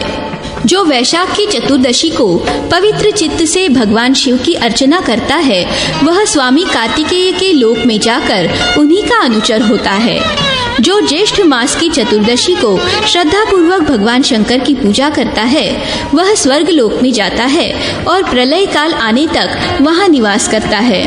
भद्रे, जो आषाढ़ मास की चतुर्दशी को पवित्र भाव से कृत्तिवासेश्वर शिव की पूजा करता है वह सूर्य लोक में जाकर इच्छानुसार क्रीड़ा करता है। जो श्रावण की चतुर्दशी को वहां प्रकट हुए कामेश्वर शिव की पूजा करता है उसे भगवान शिव वरुण लोक देते हैं। जो भाद्रपद मास की चतुर्दशी को भांति भांति के पुष्पों और फलों द्वारा भगवान शंकर की पूजा करता है उसे इंद्र का सालोक्य प्राप्त होता है। जो अश्विन कृष्ण चतुर्दशी को भगवान शिव की पूजा करता है वह पितरों के लोक में जाता है। जो कार्तिक मास की चतुर्दशी को देवेश्वर महादेव जी की पूजा करता है वह चंद्रलोक में जाकर जब तक इच्छा हो तब तक वहां क्रीड़ा करता है। जो मार्गशीर्ष कृष्ण चतुर्दशी को पिनाकधारी भगवान शिव की पूजा करता है वह भगवान विष्णु के लोक में जाता है और वहां अनंत काल तक क्रीड़ा सुख में निमग्न रहता है। जो पौष मास में प्रसन्न चित्त होकर भगवान शिव की अर्चना करता है वह नैऋत्य लोक में जाता है और निरुति के साथ ही आनंद का अनुभव करता है। जो माघ मास में सुंदर पुष्प एवं मूल, फल आदि के द्वारा भगवान शंकर की आराधना करता है वह संसार सागर का त्याग करके भगवान शिव के लोक में जाता है। अतः यदि शिवधाम में जाने की इच्छा हो तो यत्न पूर्वक कृत्तिवासेश्वर का पूजन तथा अविमुक्त क्षेत्र में निवास करना चाहिए। काशी में व्यासेश्वर के पश्चिम घंटा कर्ण अर्थात कर्ण घंटा नामक सरोवर है। देवी, उस सरोवर में स्नान करके व्यासेश्वर का दर्शन करने से मनुष्य की जहाँ कहीं भी मृत्यु हो उसे काशी में मरने का ही फल प्राप्त होता है। मोहिनी, यदि मनुष्य दंडघात तीर्थ में स्नान करके अपने पितरों का तर्पण करे तो उसके नरक निवासी पितर वहां से निकलकर पितृलोक में चले जाते हैं। देवी, जो पापकर्मी मनुष्य पिशाच योनि को प्राप्त हो गए हैं उनके लिए यदि वहां पिंडदान किया जाए तो उनका उस पिशाच शरीर से उद्धार हो जाता है। उस घात के दर्शन से मानव कृतकृत्य हो जाता है। वहीं लोक को कल्याण प्रदान करने वाली ललिता देवी विराजमान है। यह मनुष्य जन्म दुर्लभ है, विद्युत पात के समान चंचल है। उसे पाकर जिसने ललिता देवी का दर्शन कर लिया उसे जन्म का भय कहाँ से हो सकता है। पृथ्वी की परिक्रमा करके मनुष्य जिस फल को पाता है वही फल उसे काशी में ललिता देवी के दर्शन से मिल जाता है। प्रत्येक मास की चतुर्थी को उपवास करके ललिता देवी की पूजा और उनके समीप रात में जागरण करे। देवी, ऐसा करने से उसे संपूर्ण समृद्धियां प्राप्त होती है। मोहिनी, तीनों तीनों लोकों द्वारा पूजित नलकुबरकेश्वर सब सिद्धियों के दाता है। उनकी पूजा करके मनुष्य कृतकृत्य हो जाता है। देवी, उनके दक्षिण भाग में मणिकर्णी नाम से प्रसिद्ध शिवलिंग है। उसके आगे एक महान तीर्थ अर्थात जलाशय है जो सब पापों का नाश करने वाला है। भगवान मणिकर्णेश्वर कुंड में विराजमान है। उनका दर्शन, नमस्कार और पूजन करने से फिर गर्भ में निवास नहीं करना पड़ता। मणिकर्णेश्वर के दक्षिण पार्श्व में गंगा जी के जल में स्थापित परम उत्तम गंगेश्वर लिंग है। उसकी पूजा करने से देवलोक की प्राप्ति होती है। मोहिनी, अब मैं काशी के दूसरे मंदिर का वर्णन करता हूँ, जहाँ देवाधिदेव महादेव जी का रुचिर एवं अभिष्ट स्थान है। सुभगे, पूर्व काल में कुछ राक्षस भगवान चंद्रमौली का शुभ लिंग साथ ले अंतरिक्ष मार्ग से बड़ी उतावली के साथ जा रहे थे। जिस समय वह शिवलिंग इस काशी क्षेत्र में पहुंचा, उस समय महादेव जी ने सोचा, क्या उपाय किया जाए जिससे मेरा अविमुक्त क्षेत्र से वियोग न हो। शुभे, देवेश्वर भगवान शिव इस बात का विचार कर ही रहे थे कि उस स्थान पर मुर्गे का शब्द सुनाई दिया। देवी, उस शब्द को सुनकर राक्षसों के मन में भय समा गया और वे प्रातःकाल उस शिवलिंग को वहीं छोड़कर वहां से भाग गए। राक्षसों के चले जाने पर वही अत्यंत रुचिर एवं सुंदर स्थान में वह लिंग स्थित हुआ। साक्षात देव भगवान शिव उस अविमुक्त क्षेत्र में उस शिवलिंग के रूप में विराजमान हुए, इसीलिए उसे अविमुक्त कहते हैं। उस समय देवताओं ने महादेव जी का नाम अविमुक्त रख दिया, जो परम पवित्र अक्षरों से युक्त है। जो प्राणी वहाँ मृत्यु को प्राप्त होते हैं, वे स्थावर हो या जंगम, उन सबको वह शिवलिंग मोक्ष देने वाला है। भगवान अविमुक्त के दक्षिण भाग में एक सुंदर बावड़ी है। उसका जल पीने से इस लोक में पुनरावृत्ति नहीं होती। जिन मनुष्यों ने उक्त बावड़ी का जल पिया है, वे कृतार्थ है। उन्हें निश्चय ही तारक ज्ञान प्राप्त होता है। मनुष्य बावड़ी के जल में स्नान करके यदि दंडकेश्वर एवं अविमुक्तेश्वर का दर्शन करे, तो वह क्षण मात्र में कैवल्य मोक्ष का भागी होता है। काशीपुरी, श्मशान घाट, अविमुक्त स्थान और अविमुक्तेश्वर लिंग का दर्शन करके मनुष्य शिवगुणों का अधिपति होता है। अविमुक्तेश्वर लिंग का दर्शन करने से मानव संपूर्ण पापों, रोगों तथा पशुपाश अर्थात जीव के अज्ञानमय बंधन से मुक्त हो जाता है। अविमुक्त के आगे एक शिवलिंग स्थित है, जिसका मुख पश्चिम की ओर है। भद्रे, वह लक्षणेश्वर नाम से विख्यात है। उसके दर्शन मात्र से मनुष्य ज्ञानी हो जाता है। देवी, उसके उत्तर में चतुर्मुख लिंग है, जो चतुर्थेश्वर के नाम से प्रसिद्ध है। वह श्रेष्ठ शिवलिंग पाप भय का निवारण करने वाला है। वाराणसी नामक क्षेत्र पृथ्वी पर प्राणियों के लिए मुक्तिदायक है। उसमें भी अविमुक्तेश्वर तो जीवन मुक्त कहा गया है। वह जीवन मुक्ति देने वाला है।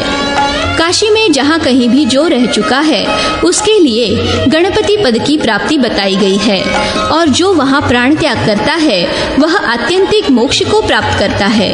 उपर्युक्त सीमा के भीतरी क्षेत्र में प्रथम आवरण बताया गया है। द्वितीय आवरण में पूर्व दिशा में मणिकर्णिका है। उस स्थान में 7 करोड़ शिवलिंग विद्यमान है। उनके दर्शन मात्र से यज्ञों का फल प्राप्त होता है। यह सब सिद्ध लिंग है।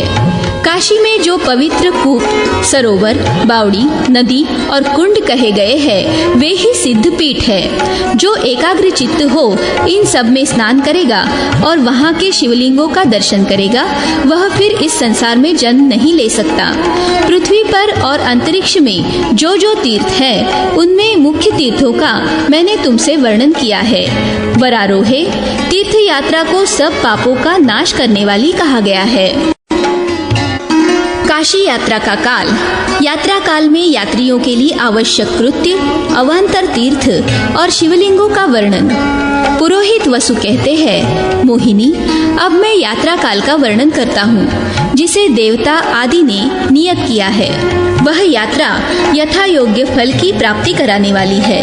पूर्व काल में देवताओं ने काशी में रहकर चैत्र मास में यह यात्रा की थी। वे काम कुंड पर स्थित होकर स्नान एवं पूजन में तत्पर रहते थे। शुभानने, ज्येष्ठ मास में रुद्रावास कुंड पर स्नान पूजा में तत्पर रहने वाले सिद्धों ने वहाँ की शुभ यात्रा की है।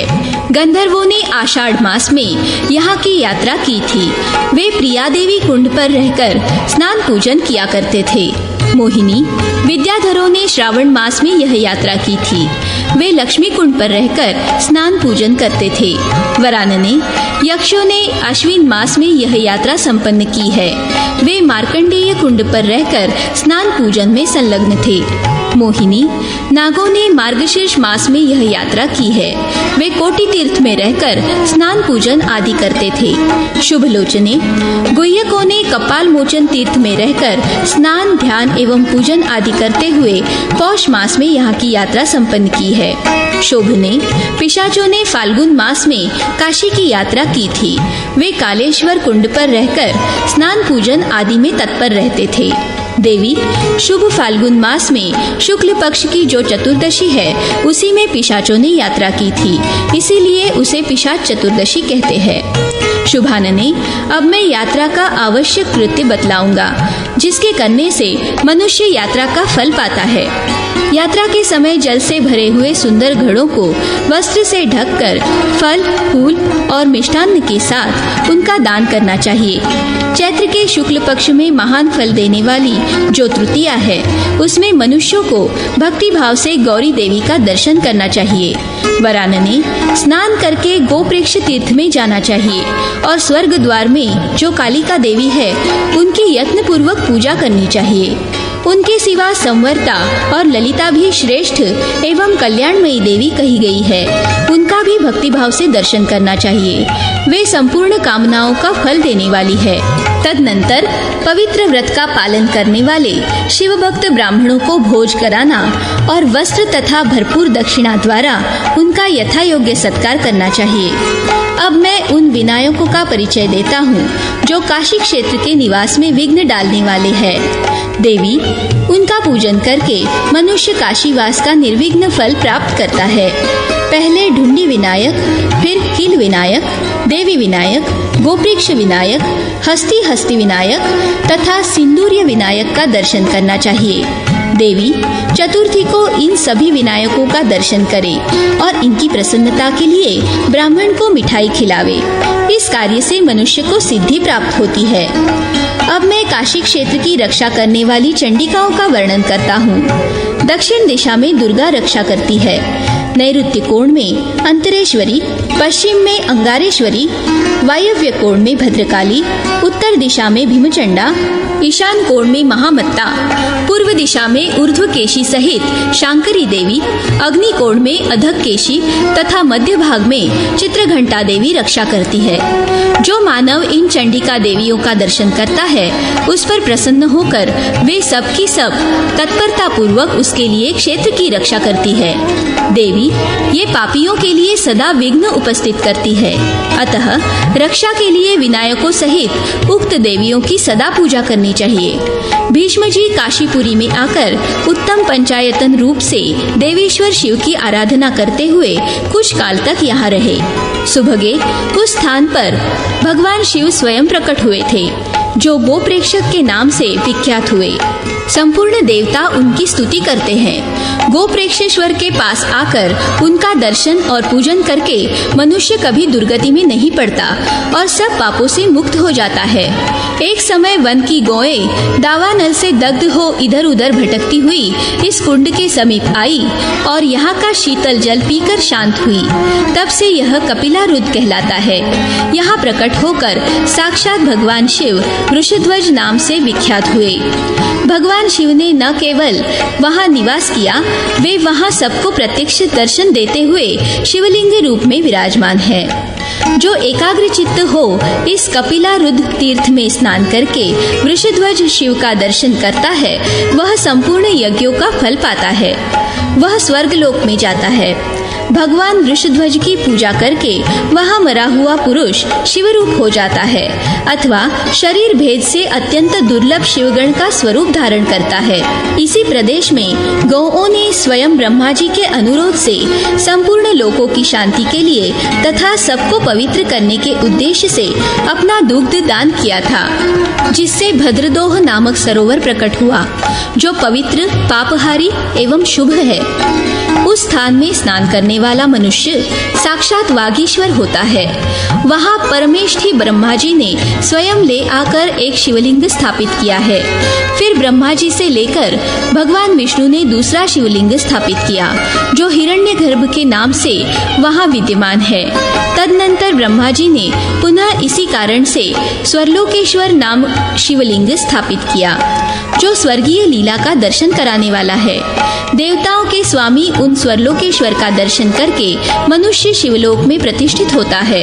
यहाँ प्राण त्याग करने से फिर कभी संसार में जन्म नहीं लेता।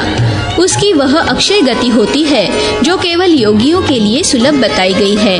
भूमंडल के उसी प्रदेश में देवताओं के लिए कंटक रूप दैत्य व्याघ्र का रूप धारण करके रहता था। वह बड़ा बलवान और अभिमानी था। भगवान शंकर ने उसे मारा और उस स्थान पर व्याघ्रेश्वर के नाम से प्रसिद्ध होकर नित्य निवास किया। उन देवेश्वर का दर्शन करके मनुष्य कभी दुर्गति में नहीं पड़ता। हिमवान के द्वारा स्थापित एक शिवलिंग है जो शैलेश्वर के नाम से विख्यात है। भद्रे, शैलेश्वर का दर्शन करके मनुष्य कभी दुर्गति में नहीं पड़ता। उत्पल और विदल नाम के जो दो दैत्य ब्रह्मा जी के वरदान से बलोन्मत्त हो रहे थे, वे दोनों स्त्री विषयक लोलुपता के कारण पार्वती जी के हाथों से मारे गए। एक शांग धनुष से मारा गया और दूसरा कुंतक अर्थात भाले से। इन दोनों शस्त्रों के नाम पर दो शिवलिंग स्थापित किए गए हैं। भद्रे, जो मनुष्य श्रेष्ठ स्थान में विद्यमान उक्त दोनों लिंगों का दर्शन करता है, वह जन्म जन्म में सिद्ध होकर कभी शोक नहीं करता। देवताओं ने उनके सब ओर बहुत से शिवलिंग स्थापित किए हैं। उनका दर्शन करके मनुष्य देह त्याग के पश्चात भगवान शिव का गण होता है। वाराणसी नदी परम पवित्र और सब पापों का नाश करने वाली है। यह इस पवित्र क्षेत्र को सुशोभित करके गंगा में मिली है। उसके संगम पर ब्रह्मा जी ने उत्तम शिवलिंग की स्थापना की है, जो संगमेश्वर के नाम से संसार में विख्यात है। उसका दर्शन करना चाहिए। शुभे, जो मानव इन देव नदियों के संगम में स्नान करके संगमेश्वर का पूजन करता है, उसे जन्म लेने का भय कैसे हो सकता है। भद्रे, भृगुपुत्र शुक्राचार्य ने यहाँ एक शिवलिंग स्थापित किया है, जो शुक्रेश्वर के नाम से विख्यात है। संपूर्ण सिद्ध और देवता भी उसकी पूजा करते हैं। इसका दर्शन करके मनुष्य तत्काल सब पापों से मुक्त हो जाता है और मरने पर फिर इस संसार में जन्म नहीं लेता। मोहिनी, महादेव जी ने यहाँ जम्बुक नामक दैत्य का वध किया था। तत्संबंधी शिवलिंग का दर्शन करके मानव संपूर्ण कामनाओं को प्राप्त कर लेता है। इंद्र आदि देवताओं के द्वारा स्थापित किए हुए इन शिवलिंगों को तुम पुण्यलिंग समझो। ये समस्त कामनाओं के देने वाले हैं। मोहिनी, इस प्रकार इस अविमुक्त क्षेत्र में मैंने तुम्हें ये सब शिवलिंग बताए हैं। काशी की गंगा के वर्णा संगम, असी संगम तथा पंचगंगा आदि तीर्थों का महात्म्य। पुरोहित वसु कहते हैं, भद्रे, अब मैं तुम्हें काशी की गंगा का उत्तम महात्म्य बताता हूँ, जो भोग और मोक्ष रूप देने वाला है। अविमुक्त क्षेत्र में जो भी कर्म किया जाता है वह अक्षय हो जाता है। कोई भी पापी अविमुक्त क्षेत्र अर्थात काशी में जाकर पाप रहित हो जाने के कारण कभी नरक में नहीं पड़ता। शुभे, अविमुक्त क्षेत्र में किया हुआ पाप वज्र तुल्य हो जाता है। तीनों लोकों में जो मोक्षदायक तीर्थ है, वे संपूर्ण सदा काशी की उत्तर वाहिनी गंगा का सेवन करते हैं। जो दशाश्वमेध घाट में स्नान करके विश्वनाथ जी का दर्शन करता है, वह शीघ्र ही पाप मुक्त होकर संसार बंधन से छूट जाता है।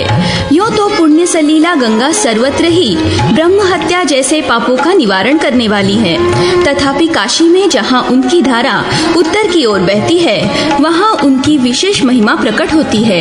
वर्णा और गंगा के तथा असी और गंगा के संगम में स्नान करने मात्र से मनुष्य संपूर्ण पातकों से मुक्त हो जाता है। काशी की उत्तरवाहिनी गंगा में कार्तिक और माघ मास में स्नान करके मनुष्य महापाप आदि पातकों से मुक्त हो जाते हैं। सुंदरी, वहाँ धर्मनद नाम से विख्यात एक कुंड है। उसमें धर्म स्वरूपतः प्रकट होकर बड़े बड़े पातकों का नाश करता है। वहीं धूली एवं धूत पापा भी है, जो सर्व तीर्थमयी एवं शुभकारक है। जैसे नदी का वेग तटवर्ती वृक्षों को गिरा देता है, उसी प्रकार वह धूत पापा समस्त पाप राशि को हर लेती है। काशी में किरणा, धूत पापा, पुण्य सलीला, सरस्वती, गंगा और यमुना, ये 5 नदियाँ एकत्र बताई गई है। इनसे त्रिभुवन विख्यात पंचनद अर्थात पंचगंगा तीर्थ प्रकट हुआ है। उसमें डुबकी लगाने वाला मानव फिर 5 भौतिक शरीर धारण नहीं करता। यह 5 नदियों का संगम समस्त पाप राशियों का नाश करने वाला है। उसमें स्नान करने मात्र से मनुष्य ब्रह्मांड मंडप का भेदन करके परम पद को प्राप्त होता है। प्रयाग में माघ मास में विधि पूर्वक स्नान करने से जो फल प्राप्त होता है, वह काशी के पंचगंगा तीर्थ में एक ही दिन के स्नान से मिल जाता है। पंचगंगा में स्नान और पितरों का तर्पण करके माधव नाम से प्रसिद्ध भगवान विष्णु की पूजा करने वाला पुरुष फिर इस संसार में जन्म नहीं लेता। जिन्होंने पंचगंगा में श्रद्धा पूर्वक श्राद्ध किया है, उनके पितर अनेक योनियों में पड़े होने पर भी मुक्त हो जाते हैं। पंचनद तीर्थ में श्राद्ध कर्म की महिमा का प्रत्यक्ष दर्शन करके यमलोक में पितर लोग यह गाथा गाया करते हैं कि क्या हमारे वंश में भी कोई ऐसा होगा जो काशी के पंचनद तीर्थ में आकर श्राद्ध करेगा, जिससे हम लोग मुक्त हो जाएंगे। पंचनद तीर्थ में जो कुछ धन दान किया जाता है, कल्प के अंत तक उसके पुण्य का क्षय नहीं होता। वंध्या स्त्री भी 1 वर्ष तक पंचगंगा तीर्थ में स्नान करके यदि मंगला गौरी का पूजन करे तो वह अवश्य ही पुत्र को जन्म देती है। वस्त्र से छाने हुए पंचगंगा के पवित्र जल से यहाँ दीक्षुता देवी को स्नान कराकर मनुष्य महान फल का भागी होता है। पंचामृत के 108 कलशों के साथ तुलना करने पर पंचगंगा का एक बूंद जल भी उनसे श्रेष्ठ सिद्ध होता है। इस लोक में पंचकूर्च अर्थात पंचगव्य पीने से जो शुद्धि कही गई है, वही शुद्धि श्रद्धा पूर्वक पंचगंगा के जल की एक बूंद पीने से प्राप्त होती है। और उसके कुंड में स्नान करने से राजसूय तथा अश्वमेध यज्ञ का जो फल कहा गया है, उससे 100 गुना उत्तम फल प्राप्त होता है। राजसूय और अश्वमेध यज्ञ केवल स्वर्ग के साधक है, किंतु पंचगंगा के जल से ब्रह्मलोक तक संपूर्ण द्वंद्वों से मुक्ति मिल जाती है। सत्ययुग में वह धर्मनद के नाम से प्रसिद्ध हुआ। त्रेता में उसी का नाम धूत पापा हुआ। द्वापर में उसे विंदु तीर्थ कहा जाने लगा और कलियुग में पंचनद के नाम से उसकी ख्याति होती है। पंचनद तीर्थ धर्म, अर्थ, काम, मोक्ष, इन चारों पुरुषार्थों का शुभ आश्रय है। उसकी अत्यंत महिमा का कोई भी वर्णन नहीं कर सकता। भद्रे, इस प्रकार मैंने तुम्हें काशी का उत्तम महात्म्य बताया है। वह मनुष्यों के लिए सुखद, मोक्षप्रद तथा बड़े बड़े पातकों का नाश करने वाला है। महापातकी एवं उपपातकी मानव भी अविमुक्त क्षेत्र के इस महात्म्य को सुनकर शुद्ध हो जाता है। ब्राह्मण इसको सुनने और पढ़ने से वेदों का विद्वान होता है। क्षत्रिय युद्ध में विजय पाता है। वैश्य धन संपत्ति से भरपूर होता है और शूद्र को वैष्णव भक्तों का संग प्राप्त होता है। संपूर्ण यज्ञों में जो फल मिलता है, समस्त तीर्थों में जो फल प्राप्त होता है, वह सब इसके पाठ से और श्रवण से भी मनुष्य प्राप्त कर लेता है। विद्यार्थी इससे विद्या पाता है, धनार्थी धन पाता है, पत्नी चाहने वाला पत्नी और पुत्र की इच्छा वाला पुरुष पुत्र पाता है। उत्कल देश के पुरुषोत्तम क्षेत्र की महिमा, राजा इंद्रद्युम्न का वहां जाकर मोक्ष प्राप्त करना। मोहिनी बोली, विप्रवर, मैंने आपके मुखारविंद से काशी का उत्तम महात्म्य सुना। पुराणों में मुनियों और ब्राह्मणों का यह वर्णन सुना जाता है कि पुरुषोत्तम भगवान विष्णु का क्षेत्र मोक्ष देने वाला है। महाभाग, अब उस पुरुषोत्तम क्षेत्र का महात्म्य कहिए। पुरोहित वसु ने कहा, देवी सुनो, मैं तुम्हें ब्रह्मा जी के द्वारा कहा हुआ पुरुषोत्तम क्षेत्र का उत्तम महात्म्य बतलाता हूँ। भारतवर्ष में दक्षिण समुद्र के तट तक फैला हुआ एक उत्कल नाम का प्रदेश है, जो स्वर्ग और मोक्ष देने वाला है। समुद्र से उत्तर वीरज मंडल तक का जो प्रदेश है, वह पुण्यात्माओं का देश है।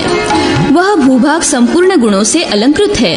विशालाक्षी, समुद्र के उत्तर तटवर्ती उस सर्वोत्तम उत्कल प्रदेश में सभी पुण्य तीर्थ और पवित्र मंदिर आदि है, जिनका परिचय जानने योग्य है। मुक्ति देने वाला परम उत्तम एवं पापनाशक पुरुषोत्तम क्षेत्र परम गोपनीय है। सर्वत्र बालू का आच्छादित भूभाग में वह पवित्र एवं धर्म और काम की पूर्ति करने वाला परम दुर्लभ क्षेत्र 10 योजन तक फैला हुआ है।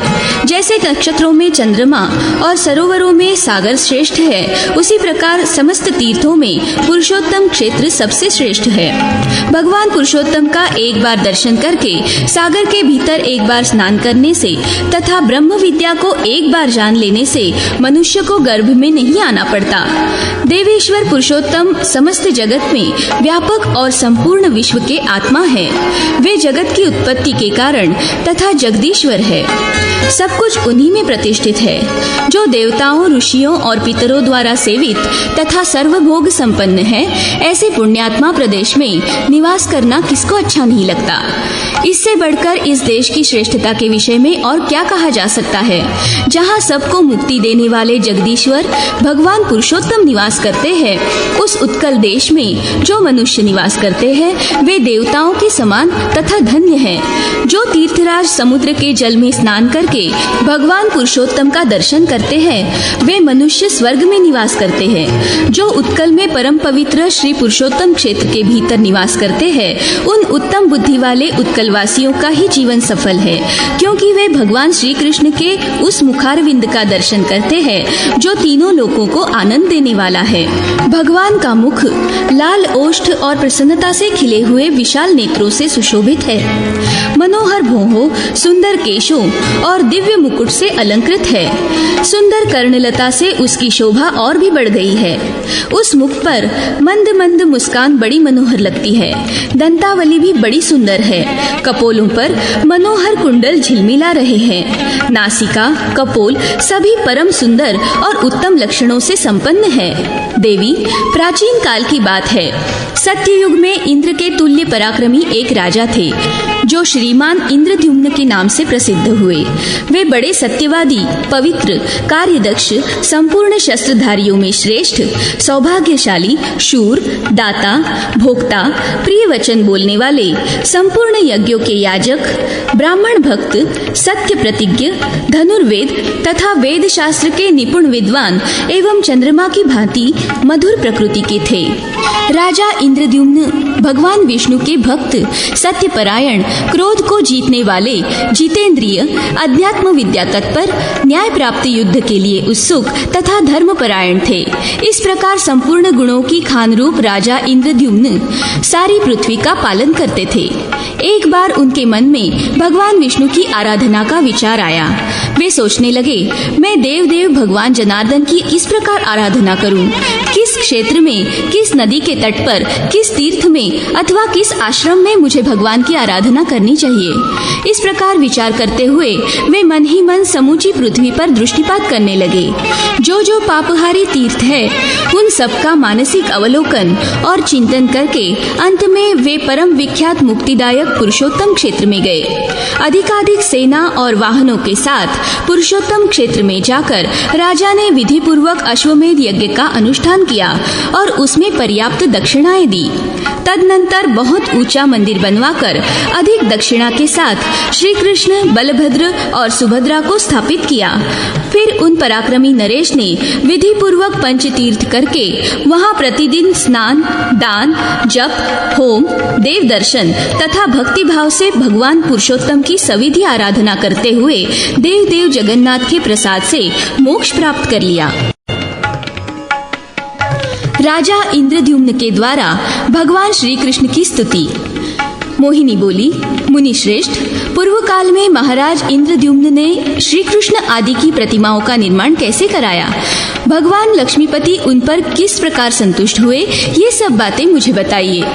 पुरोहित वसु ने कहा, चारुनयने, वेद के तुल्य माननीय पुराण की बातें सुनो। मैं श्री कृष्ण आदि की प्रतिमाओं के प्रकट होने का प्राचीन वृत्तांत कहता हूँ। सुनो। राजा इंद्रद्युम्न के अश्वमेध नामक महायज्ञ के अनुष्ठान और प्रासाद निर्माण का कार्य पूर्ण हो जाने पर उनके मन में दिन रात प्रतिमा के लिए चिंता रहने लगी।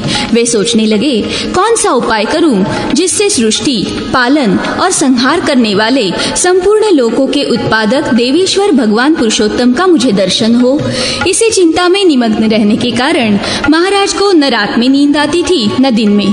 वे न तो भांति भांति के भोग भोगते और न स्नान एवं श्रृंगार ही करते थे। इस पृथ्वी पर पत्थर, लकड़ी अथवा धातु किससे भगवान विष्णु की योग्य प्रतिमा हो सकती है जिसमें भगवान के सभी लक्षणों का अंकन ठीक ठाक हो सके। इन तीनों में से किसकी प्रतिमा भगवान को प्रिय तथा संपूर्ण देवताओं द्वारा पूजित होगी, जिसकी स्थापना करने से भगवान प्रसन्न हो जाएंगे। इस प्रकार की चिंता में पड़े पड़े उन्होंने पांचरात्र की विधि से भगवान पुरुषोत्तम का पूजन किया और अंत में ध्यान मग्न हो राजा ने इस प्रकार स्तुति प्रारंभ की। इंद्रद्युम्न बोले, वासुदेव, आपको नमस्कार है। आप मोक्ष के कारण है। आपको मेरा नमस्कार है। संपूर्ण लोकों के स्वामी परमेश्वर, आप इस जन्म मृत्यु रूपी संसार सागर से मेरा उद्धार कीजिए। पुरुषोत्तम, आपका स्वरूप निर्मल आकाश के समान है। आपको नमस्कार है। सबको अपनी ओर खींचने वाले संकर्षण, आपको प्रणाम है। धरणीधर, आप मेरी रक्षा कीजिए। भगवन, आपका श्री अंक मेघ के समान श्याम है। भक्त वत्सल, आपको नमस्कार है। संपूर्ण देवताओं के निवास स्थान, आपको नमस्कार है। देवप्रिय, आपको प्रणाम है। नारायण, आपको नमस्कार है। आप मुझ शरणागत की रक्षा कीजिए। नील मेघ के समान आभा वाले घनश्याम, आपको नमस्कार है। देव पूजित परमेश्वर, आपको नमस्कार है। विष्णु, जगन्नाथ, मैं भवसागर में डूबा हुआ हूँ, मेरा उद्धार कीजिए। पूर्व काल में महावराह रूप धारण करके आपने जिस प्रकार जल में डूबी हुई पृथ्वी का रसातल से उद्धार किया था, उसी प्रकार मेरा भी दुख के समुद्र से उद्धार कीजिए। कृष्ण, आपकी वरदायक मूर्तियों का मैंने स्तवन किया है। ये बलदेव आदि जो पृथक रूप से स्थित है, इन सबके रूप में आप ही विराजमान है। देवेश, प्रभु, अच्युत, गरुड़ आदि पार्षद आयुधों सहित इंद्र आदि दिक्पाल आपके ही अंग है। देवेश, आप मुझे धर्म, अर्थ, काम और मोक्ष देने वाला वर प्रदान करें। हरे, आप एकमात्र व्यापक, चेतन रूप तथा निरंजन है। आपका जो परम स्वरूप है वह भाव और अभाव से रहित, निर्लेप, निर्मल, सूक्ष्म, कुटस्थ, अचल, ध्रुव, समस्त उपाधियों से विमुक्त और सत्ता रूप मात्र से स्थित है। प्रभु, उसे देवता भी नहीं जान सकते, फिर मैं कैसे जान सकता हूँ? उससे भिन्न जो आपका दूसरा स्वरूप है वह पीतांबरधारी और 4 भुजाओं से युक्त है। उसके हाथों में शंख, चक्र और गदा सुशोभित है। वह मुकुट और अंगद धारण करता है। उसका वक्षस्थल श्रीवत्स चिन्ह से युक्त है तथा वह वनमाला से विभूषित रहता है। देवता तथा आपके अन्यान्य शरणागत भक्त उसी की पूजा करते हैं। देव, आप संपूर्ण देवताओं में श्रेष्ठ एवं भक्तों को अभय देने वाले हैं। मनोहर कमल के समान नेत्रों वाले प्रभु, मैं विषयों के समुद्र में डूबा हुआ हूँ, आप मेरी रक्षा कीजिए। लोकेश, मैं आपके सिवा और किसी को नहीं देखता जिसकी शरण में जाऊं। कमलाकांत, मधुसूदन, आप मुझ पर प्रसन्न होइए। मैं बुढ़ापे और सैकड़ों व्याधियों से युक्त हो नाना प्रकार के दुखों से पीड़ित हूँ तथा अपने कर्म पाश में बंध कर हर्ष शोक में मग्न हो विवेक शून्य हो गया हूँ। अत्यंत भयंकर घोर संसार समुद्र में गिरा हूँ। यह भवसागर विषय रूपी जलराशि के कारण दुस्तर है। इसमें राग द्वेष रूपी मत्स्य भरे पड़े हैं। इंद्रिय रूपी भंवरों से यह बहुत गहरा प्रतीत होता है। इसमें तृष्णा और शोक रूपी लहरें व्याप्त है। यहाँ न कोई आश्रय है न अवलंब। यह सारहीन एवं अत्यंत चंचल है। प्रभु, मैं माया से मोहित होकर इसके भीतर चिरकाल से भटक रहा हूँ। हजारों भिन्न भिन्न योनियों में बार बार जन्म लेता हूँ। प्रभु, देवता, पशु, पक्षी, मनुष्य तथा अन्य चराचर भूतों में ऐसा कोई स्थान नहीं है जहाँ मेरा जाना न हुआ हो। सुरश्रेष्ठ, जैसे रहट में रस्सी से बंधी हुई घटी कभी ऊपर जाती, कभी नीचे आती और कभी बीच में ठहरी रहती है, उसी प्रकार मैं कर्म रूपी रज्जु में बंधकर दैव योग से ऊपर, नीचे तथा मध्यवर्ती लोक में भटकता रहता हूँ। इस प्रकार यह संसार चक्र बड़ा ही भयानक एवं रोमांचकारी है। मैं इसमें दीर्घ काल से घूम रहा हूँ, किंतु कभी मुझे इसका अंत नहीं दिखाई देता। समझ में नहीं आता अब मैं क्या करूँ। हरे, मेरी संपूर्ण इंद्रियां व्याकुल हो गई है। मैं शोक और तृष्णा से आक्रांत होकर अब कहाँ जाऊं? मेरी चेतना लुप्त हो रही है। देव, इस समय व्याकुल होकर मैं आपकी शरण में आया हूँ। श्री कृष्ण, मैं संसार समुद्र में डूबकर दुख भोग रहा हूँ, मुझे बचाइए। जगन्नाथ, यदि आप मुझे अपना भक्त मानते हैं तो मुझ पर कृपा कीजिए। आपके सिवा दूसरा कोई ऐसा बंधु नहीं है जो मेरी तरफ ख्याल करेगा। देव, प्रभु, आप जैसे स्वामी की शरण में आकर अब मुझे जीवन मरण अथवा योग क्षेम के लिए कहीं भी भय नहीं होता। हरे, अपने कर्मों से बंधे रहने के कारण मेरा जहाँ कहीं भी जन्म हो वहाँ सर्वदा आप में मेरी अविचल भक्ति बनी रहे। देव, आपकी आराधना करके देवता, दैत्य, मनुष्य तथा अन्य संयमी पुरुषों ने परम सिद्धि प्राप्त की है, फिर कौन आपकी पूजा नहीं करेगा। भगवान, ब्रह्मा आदि देवता भी आपकी स्तुति करने में समर्थ नहीं है, फिर मानवी बुद्धि से मैं आपकी स्तुति कैसे कर सकता हूँ, क्योंकि आप प्रकृति से परे हैं। अतः देवेश्वर, आप भक्त स्नेह के वशीभूत होकर मुझ पर प्रसन्न होइए। देव, मैंने भक्ति भावित चित्त से आपकी जो स्तुति की है वह सांगोपांग सफल हो। वासुदेव, आपको नमस्कार है। राजा को स्वप्न में और प्रत्यक्ष भी भगवान के दर्शन तथा भगवत प्रतिमाओं का निर्माण, वर प्राप्ति और प्रतिष्ठा। पुरोहित वसु कहते हैं, सुभगे, राजा इंद्रद्युम्न के इस प्रकार स्तुति करने पर भगवान गरुड़ ध्वज बहुत प्रसन्न हुए और उन्होंने राजा का सब मनोरथ पूर्ण किया। जो मनुष्य भगवान जगन्नाथ का पूजन करके प्रतिदिन इस स्तोत्र से उनका स्तवन करता है वह बुद्धिमान निश्चय ही मोक्ष प्राप्त कर लेता है। जो निर्मल हृदय वाले मनुष्य उन परम सूक्ष्म नित्य पुराण पुरुष मुरारी श्री विष्णु भगवान का ध्यान करते हैं वे मुक्ति के भागी हो भगवान विष्णु में प्रवेश कर जाते हैं। एकमात्र वे देव भगवान विष्णु संसार के दुखों का नाश करने वाले तथा परों से भी पर है, उनसे भिन्न कोई नहीं है। वे ही सबकी सृष्टि, पालन और संहार करने वाले हैं। भगवान विष्णु ही सबके सारभूत एवं सम है। मोक्ष सुख प्रदान करने वाले जगत गुरु भगवान श्री कृष्ण में यहाँ जिनकी भक्ति नहीं होती उन्हें विद्या से, अपने गुणों से तथा यज्ञ, दान और कठोर तपस्या से क्या लाभ हुआ। जिस पुरुष की भगवान पुरुषोत्तम के प्रति भक्ति है वही संसार में धन्य, पवित्र और विद्वान है। वही यज्ञ, तपस्या और गुणों के कारण श्रेष्ठ है तथा वही ज्ञानी, दानी और सत्यवादी है।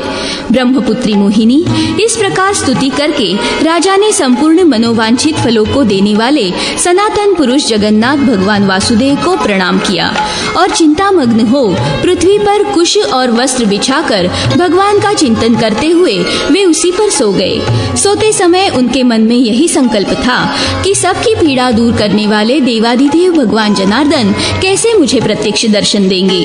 सो जाने पर चक्र धारण करने वाले जगत गुरु भगवान वासुदेव ने राजा को स्वप्न में अपने स्वरूप का दर्शन कराया। राजा ने स्वप्न में देव जगन्नाथ का दर्शन किया। वे शंख चक्र धारण किए शांत भाव से विराजमान थे। इनके दो हाथों में गदा और पद्म सुशोभित थे। शांग, धनुष, बाण और खड्ग भी उन्होंने धारण कर रखे थे। उनके सब और तेज का दिव्य मंडल प्रकाशित हो रहा था। प्रलय कालीन उदयमान सूर्य के समान उनकी दिव्य प्रभा उद्भासित हो रही थी। उनका श्री अंग नीले पुखराज के समान श्याम था। 8 भुजाओं से सुशोभित भगवान श्री हरि गरुड़ की पीठ पर बैठे हुए थे। दर्शन देकर भगवान ने उनकी ओर देखते हुए कहा, परम बुद्धिमान नरेश, तुम्हें साधुवाद है। तुम्हारे इस दिव्य यज्ञ से, भक्ति से तथा श्रद्धा से मैं बहुत संतुष्ट हूँ। महिपाल, तुम व्यर्थ सोच में क्यों पड़े हो? राजन, यहाँ जो जगत पूज्य सनातनी प्रतिमा है, उसे तुम जिस प्रकार प्राप्त कर सकते हो, वह उपाय मैं तुम्हें बताता हूँ। आज की रात्रि बीतने पर निर्मल प्रभात में जब सूर्योदय हो, उस समय अनेक प्रकार के वृक्षों से सुशोभित समुद्र के जल प्रांत में जहाँ तरंगों से व्याप्त महती जलराशि दिखाई देती है, वहाँ तट पर ही एक बहुत बड़ा वृक्ष खड़ा है, जिसका कुछ भाग तो जल में है और कुछ स्थल में।